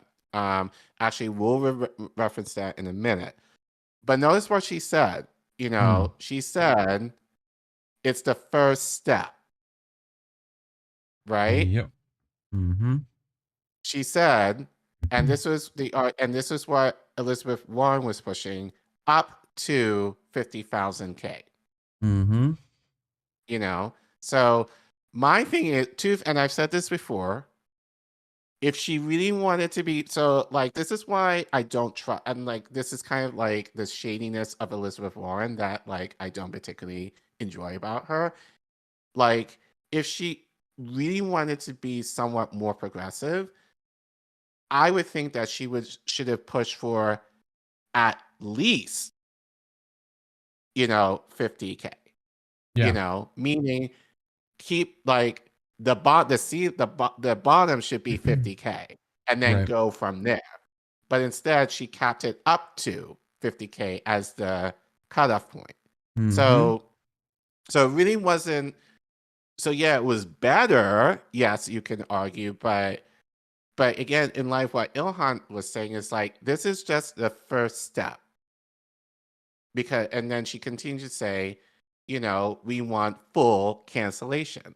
So then if she said this back then, and I have to wonder, okay, so let's say Biden, went through this and got, went with the 50K. What would have been the next step? I would figure it would have been easier if you just said, cancel it all and then go from there, instead of being like, oh, we're going to go up to 50,000 K and then we're going to continue to work harder to make sure people get full, full student loan debt forgiveness. That to me doesn't make much sense. No. So, so it just kind of, so really that's just a platitude, but I think just kind of hiding behind the fact of, then we're going to do anything more besides that. And so even with that is the idea of like, okay, well, where's the fight now? Yeah. I saw some progressives outside the Supreme Court. I think I saw Maxwell Frost and I think a few other Congress people, outside yesterday during the rally. But again, it was like, where was this fight since 2021, for pushing for at least 50,000? And then like, and also what were those next steps? Like, we don't know that. So yeah, so again, I just wanted to kind of mention that because I think that's something that people miss, because the argument she's making is we're going to continue fighting like to push for full. So if you're going to do that, why not just go for the full right from the jump and then go from there? Right. So, anything you want to add to that? Nope. Just kind of standard gaslighting, lip servicey stuff on means tested nonsense, Right. That should be barely a crumb that they're supposed to fight for more parts of that piece of bread, that they're not going to, Right. Okay. So Yeah, it was just funny. Like I caught that, when I was doing the research on this. I was just kind of like, wait, like they were going to like the implication is they were going to continue fighting. So where's been Right. the fight since? But so that aside, so along with them saying that's the first step of how many, who knows? Within the memo that was sent out by Warren, she said to use the Higher Education Act instead of the HEROES Act, which we read in Kenny's article that Biden used as the anchor to forgive student loan debt. So this, I'm not going to read the whole thing for this, but this was from the Business Insider, and it was written, if you tune to the left, because I forgot this journalist's name. Written by, I didn't put it down, but I did put it in the description. So I'm sorry I can't give you credit, but I did give you credit in the description. You're there. Here, I can look for a second. Yeah. So yeah, it's in the description. So, but not too important because I'm not only going to read these few paragraphs. But Olay Sheffrey. Yeah, thank you. So if you zoom in for me, please. Yep. So she writes the Higher Education Act as an alternative. Some Democratic lawmakers and experts argued that the authority to cancel student debt has always existed under the Higher Education Act. Under the Act's compromise and settlement authority, it states that the Education Department can enforce, pay, compromise, waive, or release any right, title, claim, lien, or demand related to federal student debt. In February 2021, Senate Majority Leader Chuck Schumer, Warren, and Presley led a group of Democratic colleagues in introducing a resolution outlining a plan for Biden to cancel student debt using the Higher Education Act, which does not require a connection to a national emergency. See, and those of you might remember back, I think it was in October, when Mike Federetto blocked me and Sabby regarding this, because he mentioned that, Trump's federal judge blocked it, not saying that, Biden used the HEROES Act instead of the Higher Education Act, which was the stronger basis to cancel student loan debt. And actually, it would have helped to give more universal debt. And then we went in that tiff and he blocked me for that. I think he did actually go back and made a video correcting that, but didn't credit me and Savvy for kind of calling that out before he blocked us. Right. But anyway, the article continues. President Biden has the legal authority to cancel billions in student debt with a stroke of a pen, and he must meet the moment by using that authority, which will not only set us on a path to an equitable recovery, but will also help reduce the racial wealth gap, Presley said at the time. Legal experts have also voiced support for the Higher Education Act. In September 2020, the Legal Services Center of Harvard Law School wrote a memo for Warren outlining why the act gives the Education Secretary authority to cancel student debt broadly.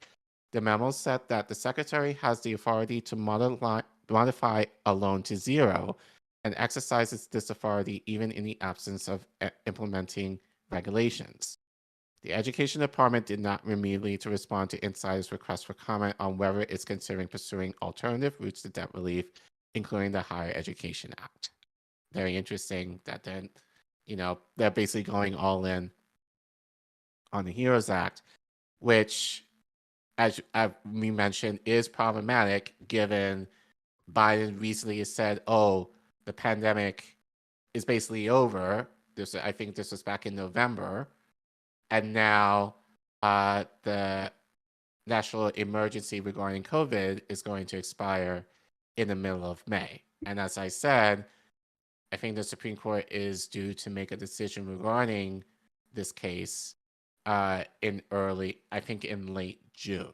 So by then, it's kind of like, okay, we're not in an state of emergency anymore. So why did you tie this to the HEROES Act? Yeah. So made that case before. So yeah, but again, I mentioned this before. But I did also want to play this clip that I saw on Twitter. Hold on one second if you go back. Yeah. Here. You need? Oh, no, actually, there's more to it. So, no, actually, I thought the clip was coming up, so not yet. So, so going back to Kenny, an unarmed White House official previously told Time that our debt relief is needed to prevent defaults and delinquencies as student borrowers transition back to repayment after the end of the payment pause. There was a national emergency that impacted millions of student borrowers, said the official. Many of those borrowers still face risk of default on their student loans due to that emergency. Congress gave the Secretary of Education the authority under the HEROES Act to take steps to prevent that harm, and he is. Those who responded to Warren's inquiry echoed the Biden administration warnings about the harmful economic consequences of a ruling against student debt relief, which will likely come in late June or early July. One member of the debt collectors said, "I am putting all my hope in this process finally getting approval. I haven't allowed myself to imagine another scenario because I may not continue even trying to exist every day if that happens. This debt follows me daily." So remember those, yeah, so here we go. So here's a video. So remember those two people who basically are suing because they essentially did not qualify. One of them didn't qualify because he made too much money. I believe Myra Brown didn't qualify because her loans were commercial versus federal, so she didn't get any forgiveness. But there seems to be a little more nefarious, which we would have guessed, a little more nefarious operations at work in terms of them really pushing or making this lawsuit. Yeah. So actually, if you go back, this is from shoot, I forget where this clip is from, but have you heard? I believe it's from IAIWCC Pego moves the MP4. Well, that's you pulled not it off Twitter, right? I pulled it off Twitter, but I forgot the name of the organization. I think some of you might saw this, and I forgot to make it in my notes. But this is a clip that I saw on Twitter, and I know some people have played it, regarding, like what's really going on behind the scenes here in regards to these lawsuits. So if you want to go ahead and play it. Heard about the corporate-backed right-wing network trying to sabotage your student debt relief at the Supreme Court? I didn't think so. The media's been all over President Biden's plan to eliminate up to $20,000 in student debt. But there's one critical piece they've left out of this coverage. Who's funding the lawsuit against it? Pull back the curtain and you'll see what's really going on here.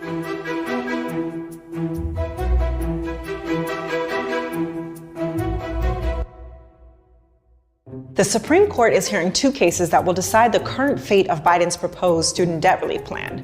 One of those cases, Department of Education versus Brown, was ostensibly brought by a woman named Myra Brown from Texas. She argues that she's harmed by this debt relief plan because her privately funded student loans are not eligible to be eliminated. Ironically, she's already a beneficiary of debt cancellation. The government forgave her $48,000 Paycheck Protection Program business loan during the pandemic. But Myra Brown is just a patsy. The case was actually brought and funded by an extreme right-wing donor network, deceptively named the Job Creators Network. The group argues Biden's student loan cancellation plan should be struck down on the grounds that such relief represents government overreach and reckless government spending. Funny enough, that network is comprised of the same Trump-loving billionaires and corporations that were happy to be showered with the GOP's $1.9 trillion tax cut for the rich and countless corporate subsidies. The Job Creators Network even had their own debt canceled. Their $135,000 Paycheck Protection Program loan in 2020 was forgiven. The Job Creators Network passes itself off as just a bunch of entrepreneurs who care about small businesses. But let's take a look at who funds the group that is hell-bent on keeping you loaded with student debt, shall we? Let's start with Bernie Marcus, who organized the Job Creators Network. Okay. So yeah, they're gonna name names. So name those names. Yep. In 2010, and just so happens to also be the co-founder and former CEO of everyone's favorite small business, Home Depot. Marcus is worth a whopping $8.8 billion and has showered the Job Creators Network with $3.9 million over the past decade.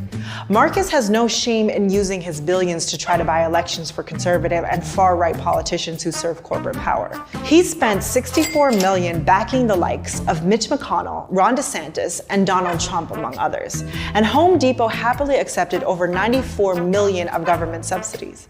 Apparently, he's pro-government spending when it comes to corporate subsidies, but canceling student debt for millions of borrowers across the country, that's a bridge too far. He recently said that no one wants to work because they're all too lazy, too fat, and too stupid. Billionaire and Home Depot co-founder Bernie Marcus is blasting socialism, rightly so, for making things worse because socialism sucks. But he's not the only extreme right-wing donor behind the effort. Meet everyone's favorite hedge fund family of white nationalists, the Mercers. Pause it for a second. Perhaps you've heard of the Mercer family. You can listen to a former MTV VJ. So well, yeah. You can't. The Mercers are mega donors who were probably more responsible than anyone for making Steve Bannon a household name and getting Donald Trump elected in 2016. They're also part owners of Breitbart News, which it seems never met a white nationalist. First of all, I blame World of Warcraft for Steve Bannon, actually. Nationalists it didn't like. Rebecca Mercer runs a pro-Trump group called Making America Great. They splurge on trying to elect right-wingers and have given over $1 million to the Job Creators Network. Who else is part of this hodgepodge of government-hating billionaires who love government handouts? None other than the Koch brothers, the OG billionaire backers of the right. The Job Creators Network partners include the likes of FreedomWorks and the American Legislative Exchange Council, or ALEC, groups that the Koch donor network and its dark money empire has used in their ongoing corporate takeover of the US government. And that's not all. Those Ben Shapiro wannabes on campus with Turning Point USA, there's no such thing as white privilege or racism, so. Also a partner of the network. But it's not just individual far-right billionaires that are bankrolling the Job Creators Network. It's also big corporations themselves. The Retail Industry Leaders Association has given $4.6 million since 2012, and the National Restaurant Association threw in another $100,000. RELA and the NRA, yes, there's another NRA, are industry groups funded by corporations like Walmart, Home Depot, Dollar General, Starbucks, Olive Garden, Applebee's, and Disney. They've splurged millions upon millions of dollars lobbying to crush efforts to raise the minimum wage and expand union rights. They say they're against government spending, but what they're really against is government spending for working people. Take it from Melissa Byrne, who has been on the front lines fighting for student debt relief for years. 98% of the people who applied for debt relief come from zip codes making under $75,000 a year.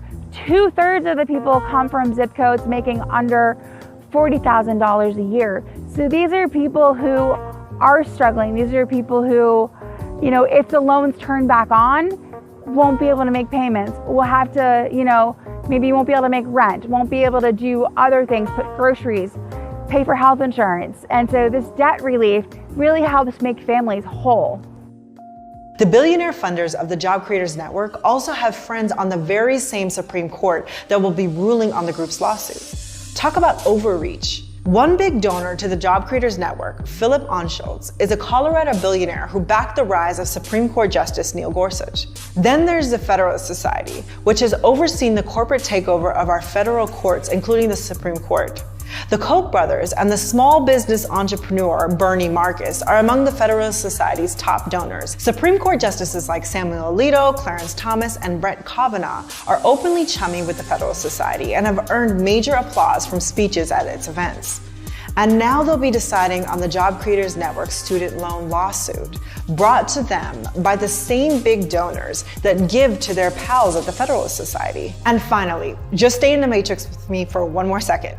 A slew of billionaires, industry groups, and think tanks that are all part of the same corporate ecosystem that supports the mission of the Job Creators Network, from the Cato Institute and the Manhattan Institute to Betsy DeVos and the US Chamber of Commerce, are also stepping in to back the group's lawsuit aiming to crush student debt relief. They're submitting statements of support for the lawsuit to the Supreme Court, and the Cato Institute even has its own lawsuit against student debt relief. So let's do a little recap. The same billionaires and corporations that don't want you to have higher wages, that want to bust your unions, that don't want you to have decent and free medical care, that want to dictate what you do with your body, that want more tax cuts for the super rich, they're the ones that also want you to stay neck deep in student debt so that they can continue to profit and so that your life remains so precarious that you don't have a choice but to just shut up and accept the crumbs that they give you. That's who's backing this lawsuit. Not a small business group, a right-wing political behemoth who opposes anything that helps Americans stay afloat. So that was from a more perfect union. Okay. So, I mean, nothing there is new. In terms of, like the right wing, like I can't. That was my only. It's not going to be all right wing stuff. No, It's going to be. And I'm actually going to play something to kind of like they throw Disney in there too, right? Which I wouldn't consider as right wing outright. They try to appear as not. Right. So,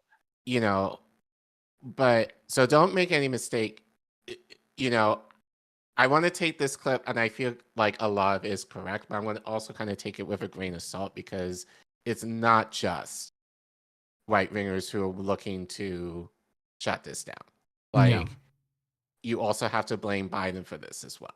Who's kind of who played into their hand essentially. Who gave them the play? Who we knew this was going to happen, which we talked about. Now, I mean, they knew. They openly stated themselves that they knew.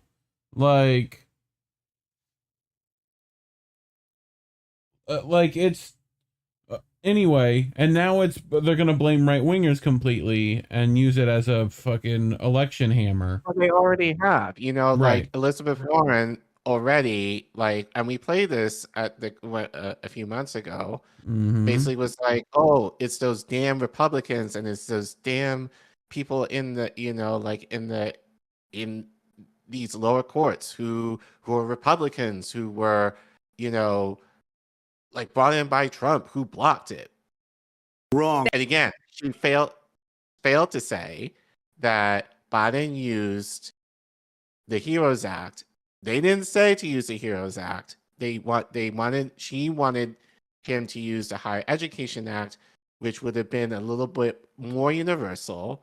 And would probably offer people more money if the progressives really pushed for it.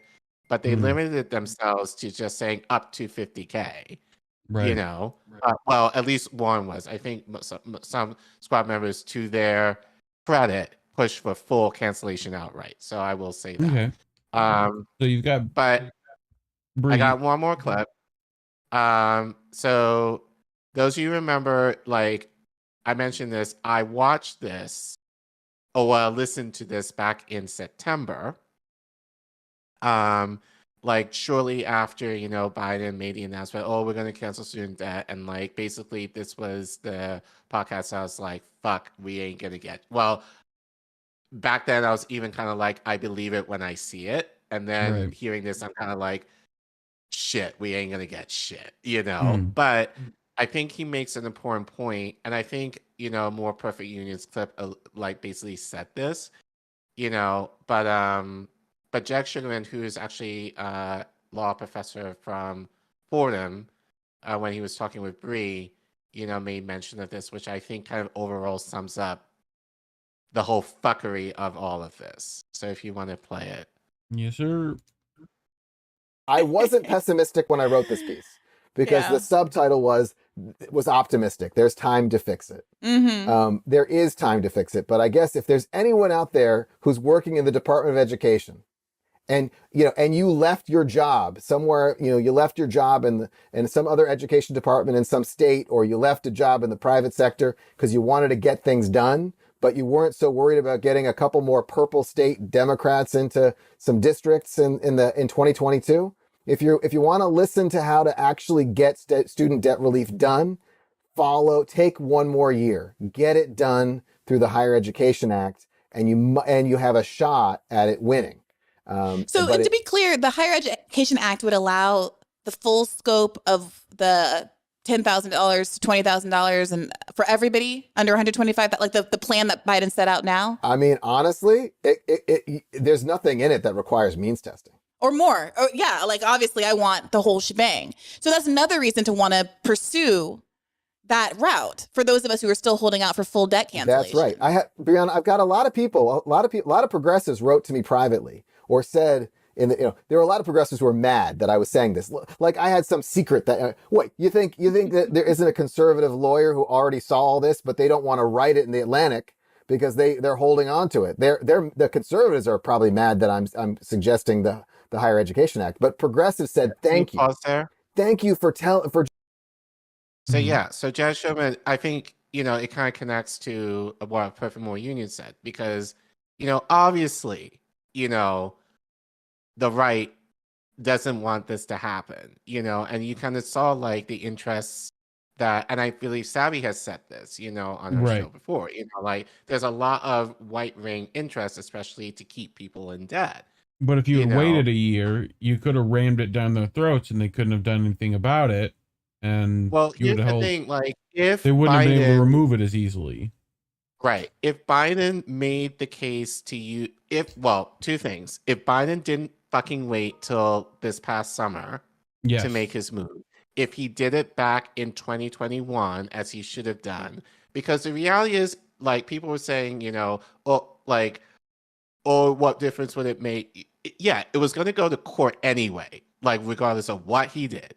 But when you want to use the stronger case, knowing that there's going to be a lot of this corporate interests who are going to go against you, if you really cared, would you want to do something that was a little more airtight? Right. So yeah, as much as we can blame the right wing, we have to blame, and Biden's a lawyer. Yes, he knew what was coming. Access to the top lawyers in the country. You didn't think that they didn't think that this was not going to get challenged? So why would you not? Give me a little break here.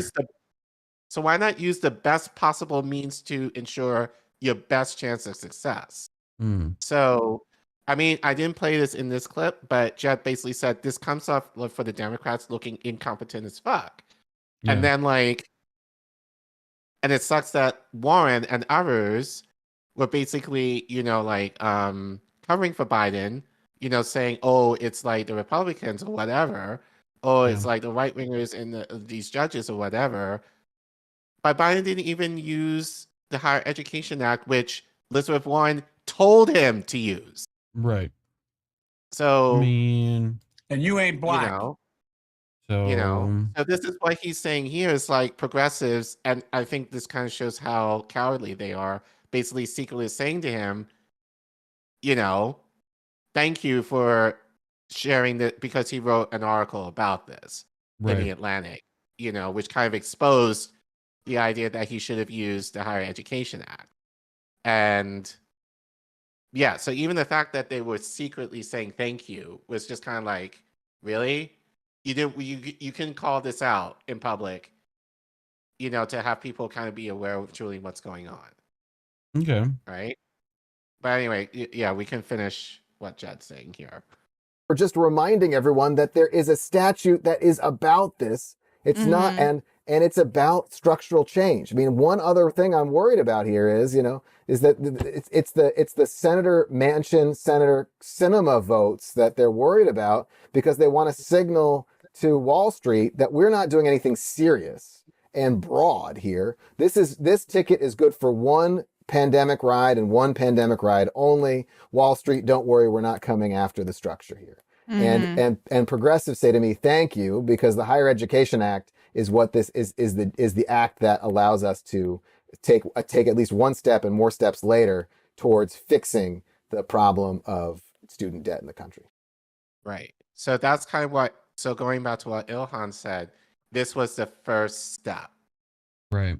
And because Biden basically, I can't even say fuck them over by using the HEROES Act, they're kind of stuck now.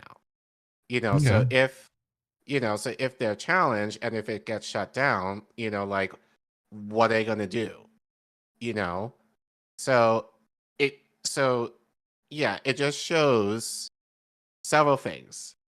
Biden never wanted student loan debt forgiveness. I think that's very clear. He never wanted it. Number one. Two, it shows how cowardly the progressives are in not calling out the very thing that they said for Biden to do that he didn't do, which would have given them the best chance of success. And even if, like, let's say, even if they had to fight for it and won, that could have made the case later to push for more later, right, to fully cancel the whole thing, you know? So, and number three, it just shows, you know, like, capitalism at work here in terms of, oh, we're just going to give you like a means tested thing. We don't want to give full cancellation to everybody. This is just a crumb, you know? Yep. And like, you don't need to worry about Wall Street and like all these big corporations. You know, we got your back. Like, this is just a one-time thing because of the pandemic. It's not going to happen again. So, as I said in another stream. Yeah. Don't be rude. Don't be rude, If you are in debt or just any kind of debt, make plans now. Yep. Because as I said, and I'm pretty sure that this is going to happen, the latter half of this year is going to be a shit show for a lot of people. Yep. For sure. We do get occasionally some wins to, you know, be happy about. Yeah, but I don't see, but again, I don't see the on win this. out of it. Yeah. You know, now that Republicans control the House. Stop ruining my segues. I was trying to get to a thing. God. Wins and whatnot. Jesus. Well, yeah. Well, this is, well, a little win. Yeah, it's a. I will speak on why I feel like it can lead to more wins, and not just for some group. Okay. So everyone knows this lady. It's Salami Croissant. I mean Kshama Sawant. What the actual fuck? But she's been working with was a Socialist Alternative and the Workers People. Workers Strike Back. That's what it is. Workers Strike Back. So she wrote an article recently about her work on the caste discrimination ban in Seattle. So Seattle's working people won the nation's first ban on caste discrimination. So if you were paying attention last week, Savvy Sabs did a stream. And she started out with this little thing introducing it. So we will as well. If I can hit this and this. And we'll watch this for a second.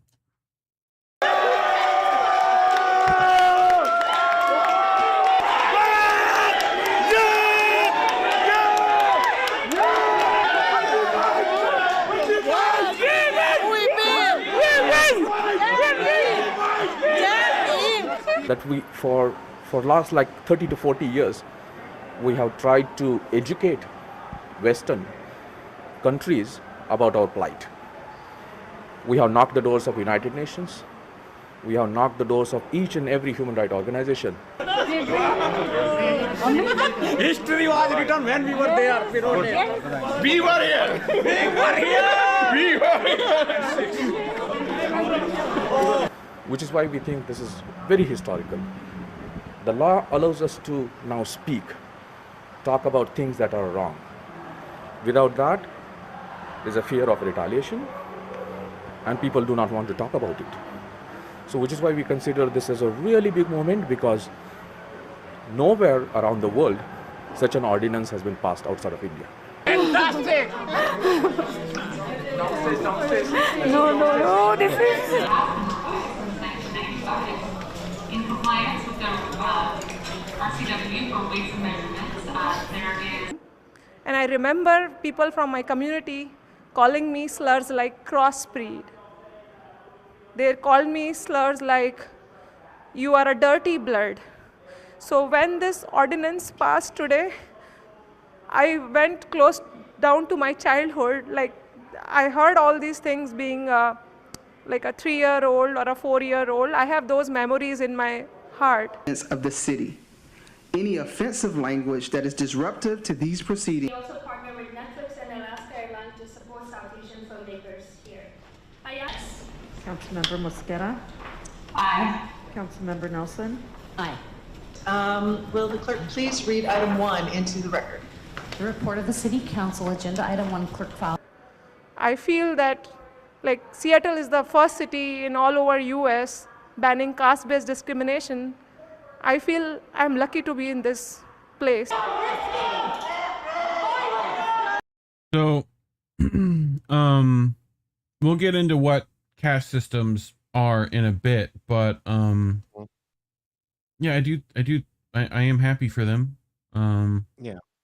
I hope to see what prosecution might happen if, you know, this discrimination happens, right? Like, right. What's the penalty for said discriminating?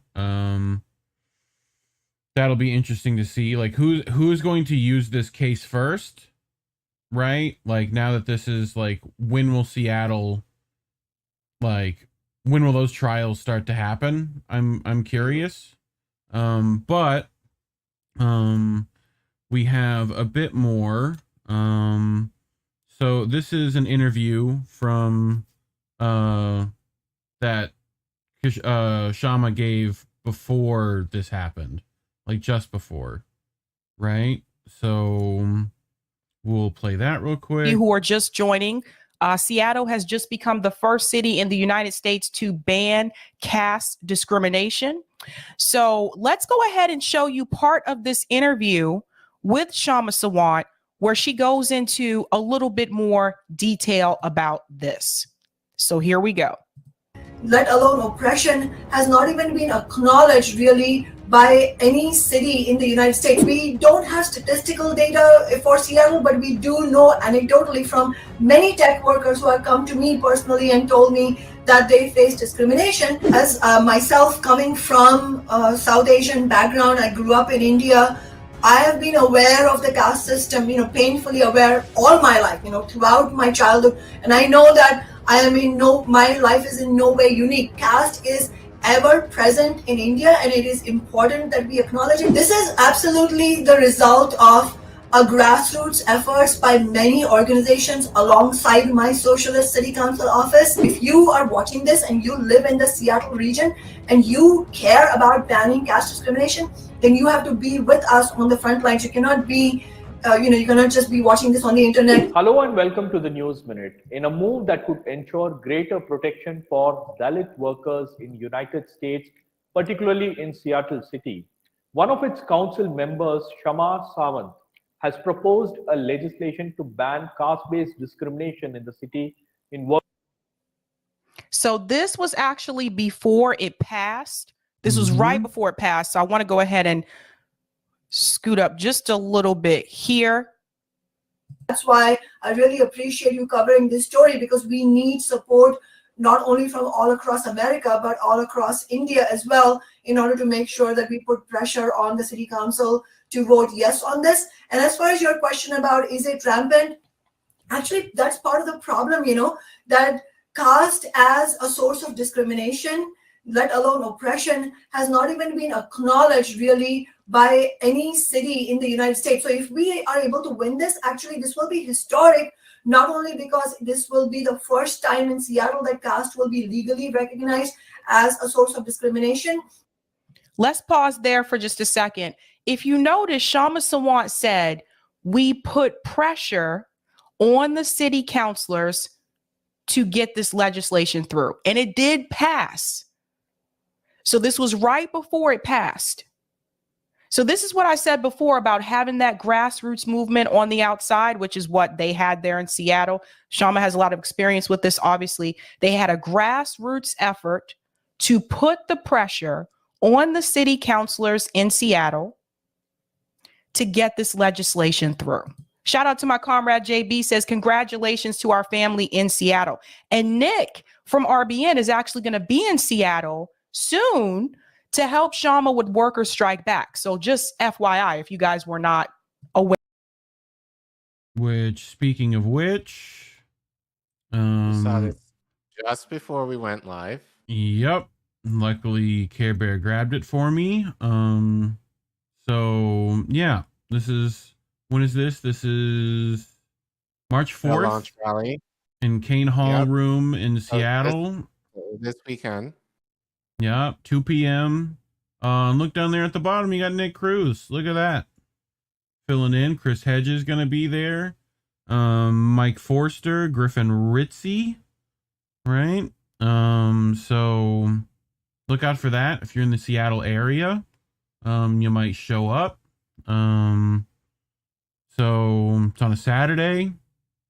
Like, what else are you doing on a Saturday? You know? But anyway, moving on. So this is the article Kshama put out. So standing in the Seattle City Council chambers on February the 21st, an Indian American tech worker named Naresh recalled the caste discrimination he has faced beginning at age 5 in India. His voice quivered with anger as he thought about the dignity denied to him. If he touched a dominant caste person, he said, excuse me, they would claim that they needed to take a shower because they considered me untouchable. Over the course of the meeting, many other oppressed caste speakers joined Naresh, sharing their own experiences with caste discrimination, often in their own workplaces in the United States. So she continues, caste is a system of oppression that divides people into a rigid hierarchy of groups based on birth, with, quote, lower groups facing serious discrimination and even violence by those above them. The system originated more than 2,000 years ago in South Asia, but remains pervasive today under American capitalism, including in Seattle, a place many South Asians now call home, and where I serve as a city council member. For centuries, the caste system has been systematically used by South Asians' ruling classes to divide and exploit the mass of ordinary people. Those who were designated as the lowest castes, historically called untouchables, were the most cruelly exploited. Today, most people in this caste system prefer the identity of Dalits, which means those who have been broken but are resilient. So, I did want to kind of explain the caste system a little bit, and as did Sabby, so she brought a video along with hers, but I wanted to expand upon that video a little bit. So we're gonna start this one's short. And subscribe to get the latest alert as it relates to my content when it's posted. I became aware of the caste system based on my grandfather being born in India. As I grew up, I often wondered why Indians would at times ask me my name and make that connection to my ancestors. Really, I found out by doing 23andMe and the DNA breakdown, and also Ancestry, that I can confirm that the caste system is solely based on human classification. See, this is what I was talking about before when we showed that chart on this show where it breaks down, like, you know, the economic system in the United States. This is a different one, but it's similar in the sense that, like, let me go back so we can look at it a little bit better. This is what he's referring to. And please help bear with me if I mispronounce. Just bear with me, please. So you have the top of the pyramid, you have the bottom of the pyramid. So we have those same pyramids here. Look at those. We brought both of them. Right. So you brought this on the show before, because you've seen it from Sabby, which this makes a lot of sense, right? Sabby and Marcus Page, yes. Yep. So we got your monarchs at the top. We got Brahmins, priestly, academic class, right? So we've got the landed gentry, rulers, administrators, warriors, right? In the Kshatriyas, I think is how you pronounce that. Vaishyas are artisans, tradesmen, farmers, merchants. What does that sound like, Care Bear? Business. Yeah. That's corporate. Right. So then we got the manual laborers in the Shudras, right? Right. And they've got one even below that in the street cleaners, menial tasks of the Dalits, right? So that's these people. Right. So I also wanted to bring, Misty's brought this before as well, which is a bit more in-depth version of what you just saw, just made into a snake pyramid, right? So, with policy distributors, policy makers, policy enforcers, policy propagandists, and policy subjects, right? So, sames. But it's kind of why I wanted to bring this up. Do you think that you could argue that capitalism itself is a caste system and could be that same caste system could be like used illegally if there is discrimination within it for that class system? Okay. Yes, absolutely. I would like to believe so as well. But yeah, thoughts on this so far, Care Bear? I mean, it makes complete sense in terms of, you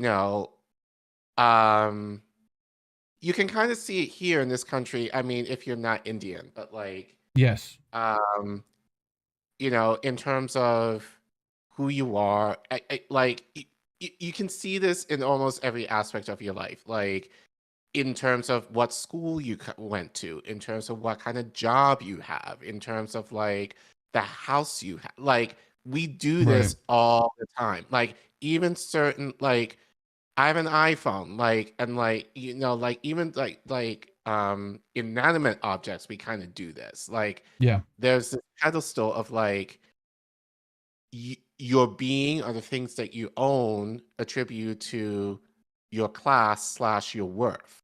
Right. And anything less than that, determines usually where you are. So, but I thought we don't care. We don't want no scrub. I thought that's what it was. Right. But I think, but it's under what means though? I think that's not what we're necessarily talking about. Maybe we should go chasing waterfalls then, Collin. God. But anyway, no, I completely agree. So, but I do also want to say this too. I'm not sure if you're going to mention this, but I think the idea of like the Indian community came together, like in solidarity for this, right? Like, and in a place where they have enough power and say so to like get something done. I think this is. Go ahead. But it kind of makes me sad. Yes. As a Black person, that we can't necessarily do the same thing in that way. Like in the way of like, well, two things. Locally, this is not national. This is local. Right. So this is local politics. So the fact that the Indian community came together for this and won, I think speaks, but I think that also kind of shows to me, I couldn't feel but feel a little sad because I wish there was that kind of solidarity, for like my community, even local. There is, but I don't think, we can come collectively come together for something that, for an issue that affects us in a similar way, in this kind of way. I'd love to know specifics of this. If Kshama ever wants to come on and speak to those specifics, be more than happy. Because I feel like that's not going to be talked about. This is one of those things where it's like not a lot of Americans are going to understand, right? Exactly what is possible with what you've done, like and what exactly that means as far as like I'm just optimistic in that way. I just want to see what's going to happen with this. But to continue, much of the American ruling class were once plantation owners who relied on the brutal system of slavery for their wealth. They similarly promoted utterly false ideas of innate inferiority to justify their, quote, peculiar institution and the violence they used to maintain it. In every class society, the small minority whose profit from the brutal exploitation of the masses rely on ideology and division to maintain their rule. For people like Narish and his family, the hope was that coming to the United States meant leaving caste behind. But as South Asian immigration has grown, so has the spread of caste-based discrimination. Studies from Equality Labs and the Carnegie Endowment for International Peace have found workplace caste-based discrimination to be a pervasive reality for caste-oppressed workers in the United States. So last week in Seattle, our movement achieved a historic victory for workers like Narish and for all those facing discrimination and exploitation. It was not only those born into oppressed castes who fought for our legislation, but also Muslims, Sikhs, socialists, union workers, dominant caste Hindus, and white and non-white working people. The strength and unity of our rank-and-file movement was what made it possible for Seattle to become the first city in the nation to ban caste-based discrimination, and the first outside South Asia. This is just the beginning. Casteism will not simply end because basic legal protections have been won, any more than racism has ended, but it is a major step nonetheless. Our movement based itself on fighting strategies independent of the Democratic and Republican parties. For the nearly 10 years that I have been a council member, Socialist Alternative, my activist organization, and I have used our office to build movements able to wrest major victories from big business and the city's Democratic establishment. We helped make Seattle the first major city to win in 15 an hour minimum wage, won our Amazon tax to fund affordable housing, and passed landmark renters' rights. The same approach was crucial in winning this week, with the movement having to overcome not only strenuous opposition from the Hindu right wing, but also opposition of a different kind from Democratic politicians who in various ways threaten to kill or undermine the legislation. I'd love for you to name names there, Kshama. So our most high-profile opponent was the Vishwa Hindu Parishad, a far-right organization tied to Indian Prime Minister Narendra Modi and his Bharatiya Janata Party. The VHP has been implicated, among other things, in the 2002 Gujarat massacre of Muslims, the right-wing Hindu American Foundation, and the Coalition of Hindus of North America also set themselves against us. Mainstream Democratic council members were overwhelmingly not on our side in this fight, and initially echoed some of the right wing's talking points, though ultimately all but one voted yes under pressure from our movement. But on the day of the vote, they hatched plans to delay or undermine the legislation. That morning, I received a phone call from one council member who said they intended to bring forward an amendment to delay the law's implementation based on a state of concern of inadequate funding for Seattle's Office of Civil Rights. It's true, this office has been shamefully and chronically underfunded by successive Democratic Party mayors and city councils, but is in my view unconscionable for the same Democrats who have frequently opposed my efforts to tax big business to fund services. To use this pretext to demoralize oppressed caste workers and empower the right wing, said council member finally backed down. But it's a reminder how crucial it is to mobilize working people to overcome establishment opposition. What do you think I'm going to say about that paragraph, Collin? Or a couple of paragraphs that we just read? Kshama, it's all one wing. Right. It's the same bird, lady. Like you just said it yourself. You know this. Like it's, yes, the Hindu right wing, supposedly, but what are they really? How high are they up on that little caste system we talked about? You know? Right. Like it's up versus down from bottom to top. You know, like but anyway, as I have said throughout my tenure as an independent socialist, we need a new party for working people and the oppressed.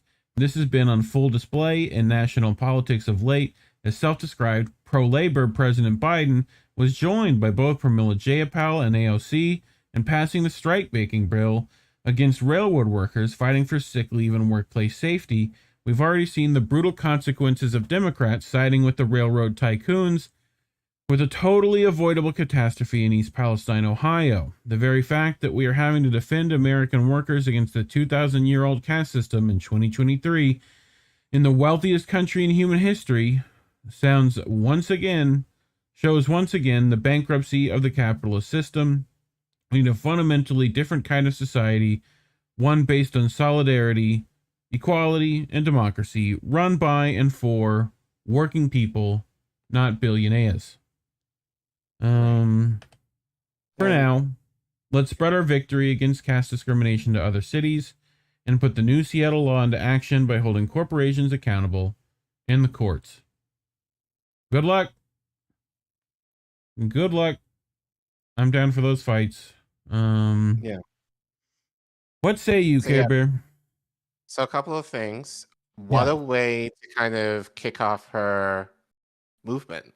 Yeah. With this win. So I think what a great time for her, so huge win to her for this. And, and like she's doing this kickoff this weekend, and shout out to Nick, being able to say, this is what I've been able to do, but using this example to kind of show, which again goes with what Penny said earlier, you have to work with different types of people in order to fight the system. Yeah. It's not going to happen just with just your bubble group. You have to work with different groups if they kind of align with what you're saying. But there has to be education around that. But then the idea is it's the people that should be leading it. Even, with what Penny said, she's under the authority of the leaders of the Kuru movement who are Black. Right. She's not leading it. She's being led by them. Mm-hmm. So in the same way, Kshama said, this is not a movement that's led by, corporations or the selective, organization groups that have ties to government. This is led by grassroots people in Seattle. Right. And it's not like it's not like it was only she talked specifically it was only the ones that were directly affected by this. It was also socialist organizations, communist organizations, so on and so forth, that also came together, with their own power and, but collectively they were able to do something. And I think, so good for them. But I think so great for them. But I think that shows, again, the power of local politics, of what you're able to do if you're able to galvanize and people in the right way towards a common cause. And I think what is really significant is that, as she said, there were people who weren't Indian that were working in solidarity with this. So it's kind of if you're able to do that and I would argue, honestly, it's not just in Asia. That exists in Africa too, caste system. You can imagine in the global South that exists. Yeah, I'm just wondering how much you can expand this legally to That's the other point that I want to make is that, and I mentioned this before, I think when you make a win that people clap their hands and go home. No, it's the idea now there's new precedent. There's new precedent, but you have to keep your foot on their neck to ensure that it stays there, or you build upon it. So it's not done once it's kind of signed into law. You have to maintain that. So you're saying when the serfs pick up their pitchforks and torches, King starts to listen? Not only are you not producing for him, anyway. Right, but not only that, you have to make sure that they maintain their word. And so really the fight is not when you win, is after. Yes. It's why you do which is now. what she said. It's now we're going to the court to actually use this. So speaking of stuff that we shouldn't be doing, you have a story. So last story for tonight. We'll kind of keep this a little short, but our audience our family is probably well aware of this, but just in case those of you who are new to us, welcome. We love you. Thank you for joining us. There's some people who are saying this war in Ukraine cannot be won. And I don't think, honestly, that's really any secret, but I think it's becoming more apparent now among some dignitaries in Europe that this is the case. So, there we go. So, this article was written in Consortium News, and Popular Resistance picked it up, written by Joe Loria, where he writes, Western leaders privately say Ukraine can't win the war. What does he mean by that? Let's find out. The German and French leaders have told Ukraine they must seek peace with Russia in exchange for a post-war defensive pact.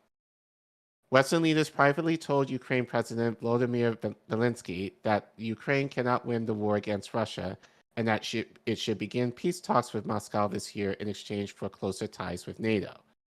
The private communications are at odds with public statements from Western leaders who routinely say that they will continue to support Ukraine for as long as it takes and to achieve victory on the battlefield. In other words, us. Yeah.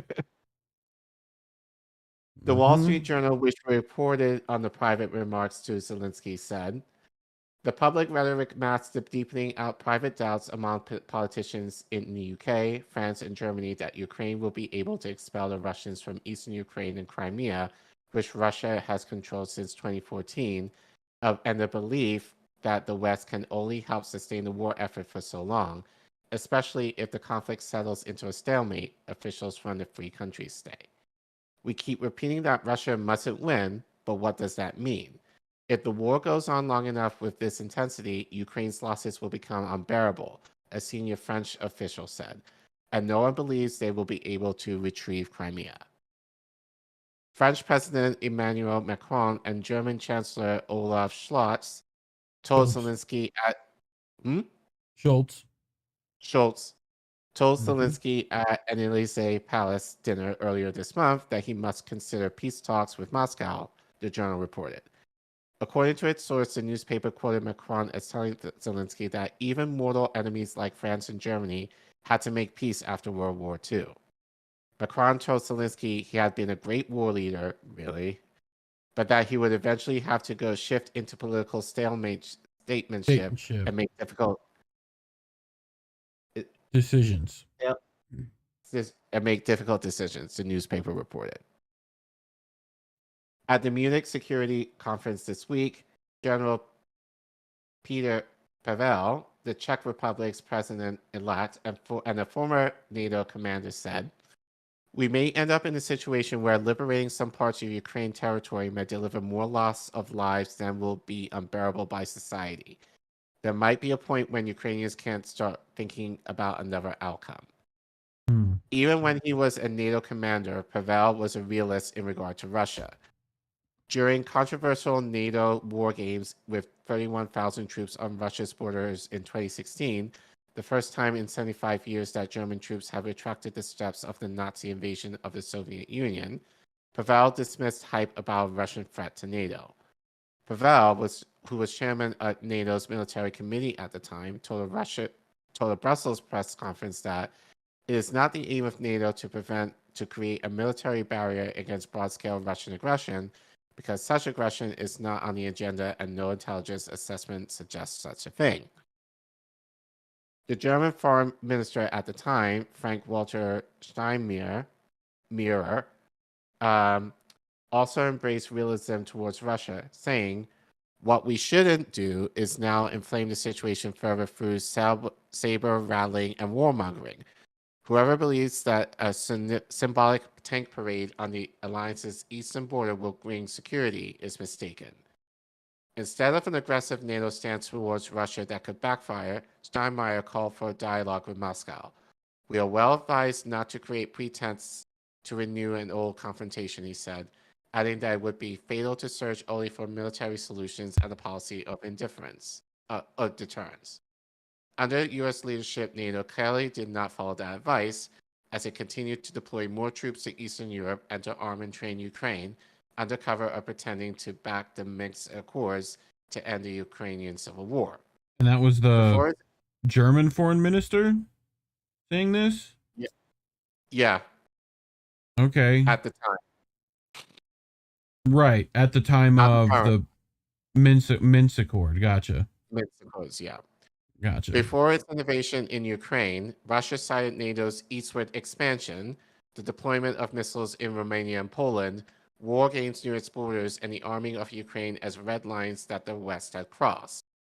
After a year of war, Western leaders appear now to be turning into a realistic approach. Macron, for instance, at the Munich Security Conference, dismissed any talk of regime change in Moscow. Washington has not commented on the journal story about the peace talks for arms proposal. U.S. Secretary of State Anthony Blinken last month discussed with the Washington Post arming Ukraine post-war, but he did not say that Ukraine should seek peace talks. We have to be thinking, and we are, about what the post-war future looks like to ensure that we have security and stability for Ukrainians and security and stability in Europe, Blinken said. Zoom out, please. There you go. It's like right on the here. Let's do this. Go ahead. Yep. Oh, got it. Thank you. Blinken told the conference in Munich. The proposal to bring Ukraine even closer to NATO than it already is, with greater access to weapons after the war, should be on the agenda at NATO's annual meeting in July, said Rishi Sunak, the British Prime Minister, at the Munich conference. Yep. The NATO summit must produce a clear offer to Ukraine, also to give Zelensky a political win that he can present at home as an incentive for negotiations, a British official told the journal. The deal with NATO would not include membership with its Article 5 protection, the newspaper reported. We would like to have security guarantees on the path to NATO, Zelensky told a press conference on Friday, however. In the meantime, Macron, according to a WSJ report, said that Ukraine should press forward with a military offensive to regain territory in order to push Moscow to the peace table.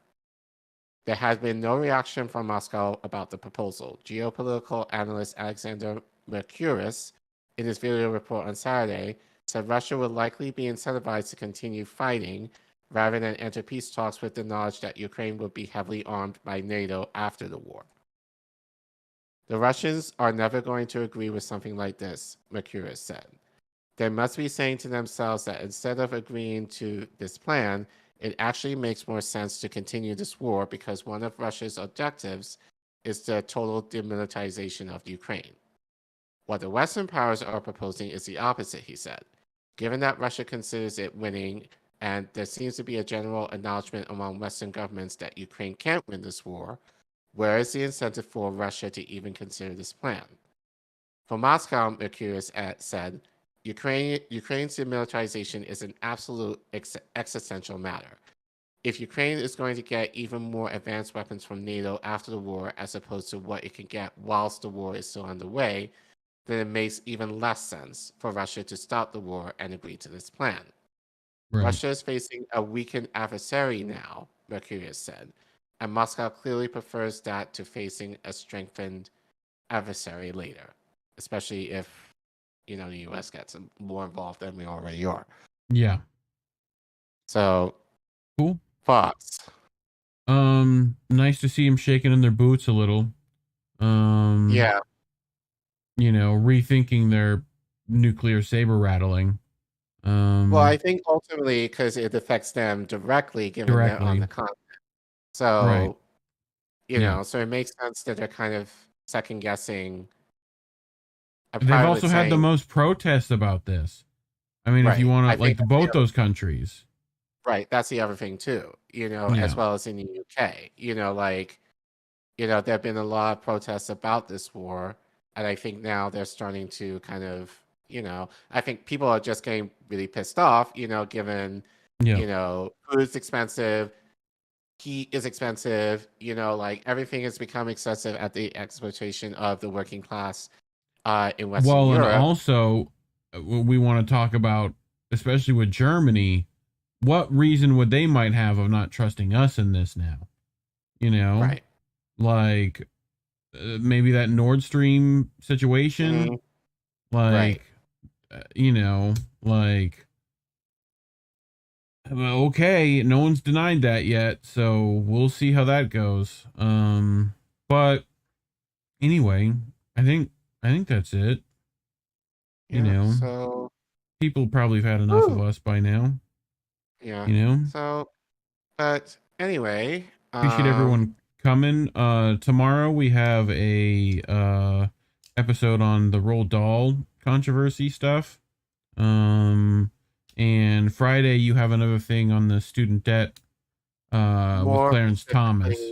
With Clarence Thomas more specifically. Well, him primarily, but then like other Supreme Court justices, you know, regarding not their role, but like kind of talking to their privilege a little bit, but you know, the article kind of, I think, tries to make them a little more sympathetic than I think is really necessary. Right. And I call them out on that. So kind of think of it as a part 2 to the student loan debt segment that we talked about tonight. Stay tuned for stuff. Follow at Get Any News on Twitter, and you'll be able to keep up with all our stuff there if Twitter shows it to you. But otherwise, you can find all of our stuff at indienews.network. You'll see that little thing scrolling right on by. It's also in the doobly-doo. People want to go check that out. Links to our guests organizations are in the description below as well. People should go support those if they want to. Support those. And if you're in the Lou area, if you're able to attend that conference next weekend, you know, please make an effort to go. And if you're in Seattle, go hang out with Nick Cruz and Kshama if you're feeling Should we mention froggy. I feel this might be somewhat confirmed. Do you want to mention our guest for next week? Yes, next week we have the incredible Jose Vega coming on, so that should be real good. Looking forward to that one. Hopefully we can coax some of that fire out of him while he's here. You know, so that'll be fun. We'll see what next week holds for us. You know, and what terrors are beyond our comprehension next week. Find out on Dragon Ball. Penny, who was on earlier. Again, if you came in later, check that out. We'll have clips up soon. And we'll have clips up later in the week as well. Yep. Definitely share with your friends and all that good stuff. But thank you so much. It's good to be back after my week off, but I'll be back for a bit until my next break in April. But how did we miss that? Sunday night, Beauty and the Boomer, Saturday night. Don't know if we're doing stuff for Tara Friday. I'll find out. But like I said, follow the Twitter. But anyway, I think that's us done, Care Bear. As always, labels are bad. Stay independent. Good night, fam. Have a good week, y'all. We'll see you soon. Bye. Have a great time. We want to talk right down to earth in a language that everybody here can easily understand.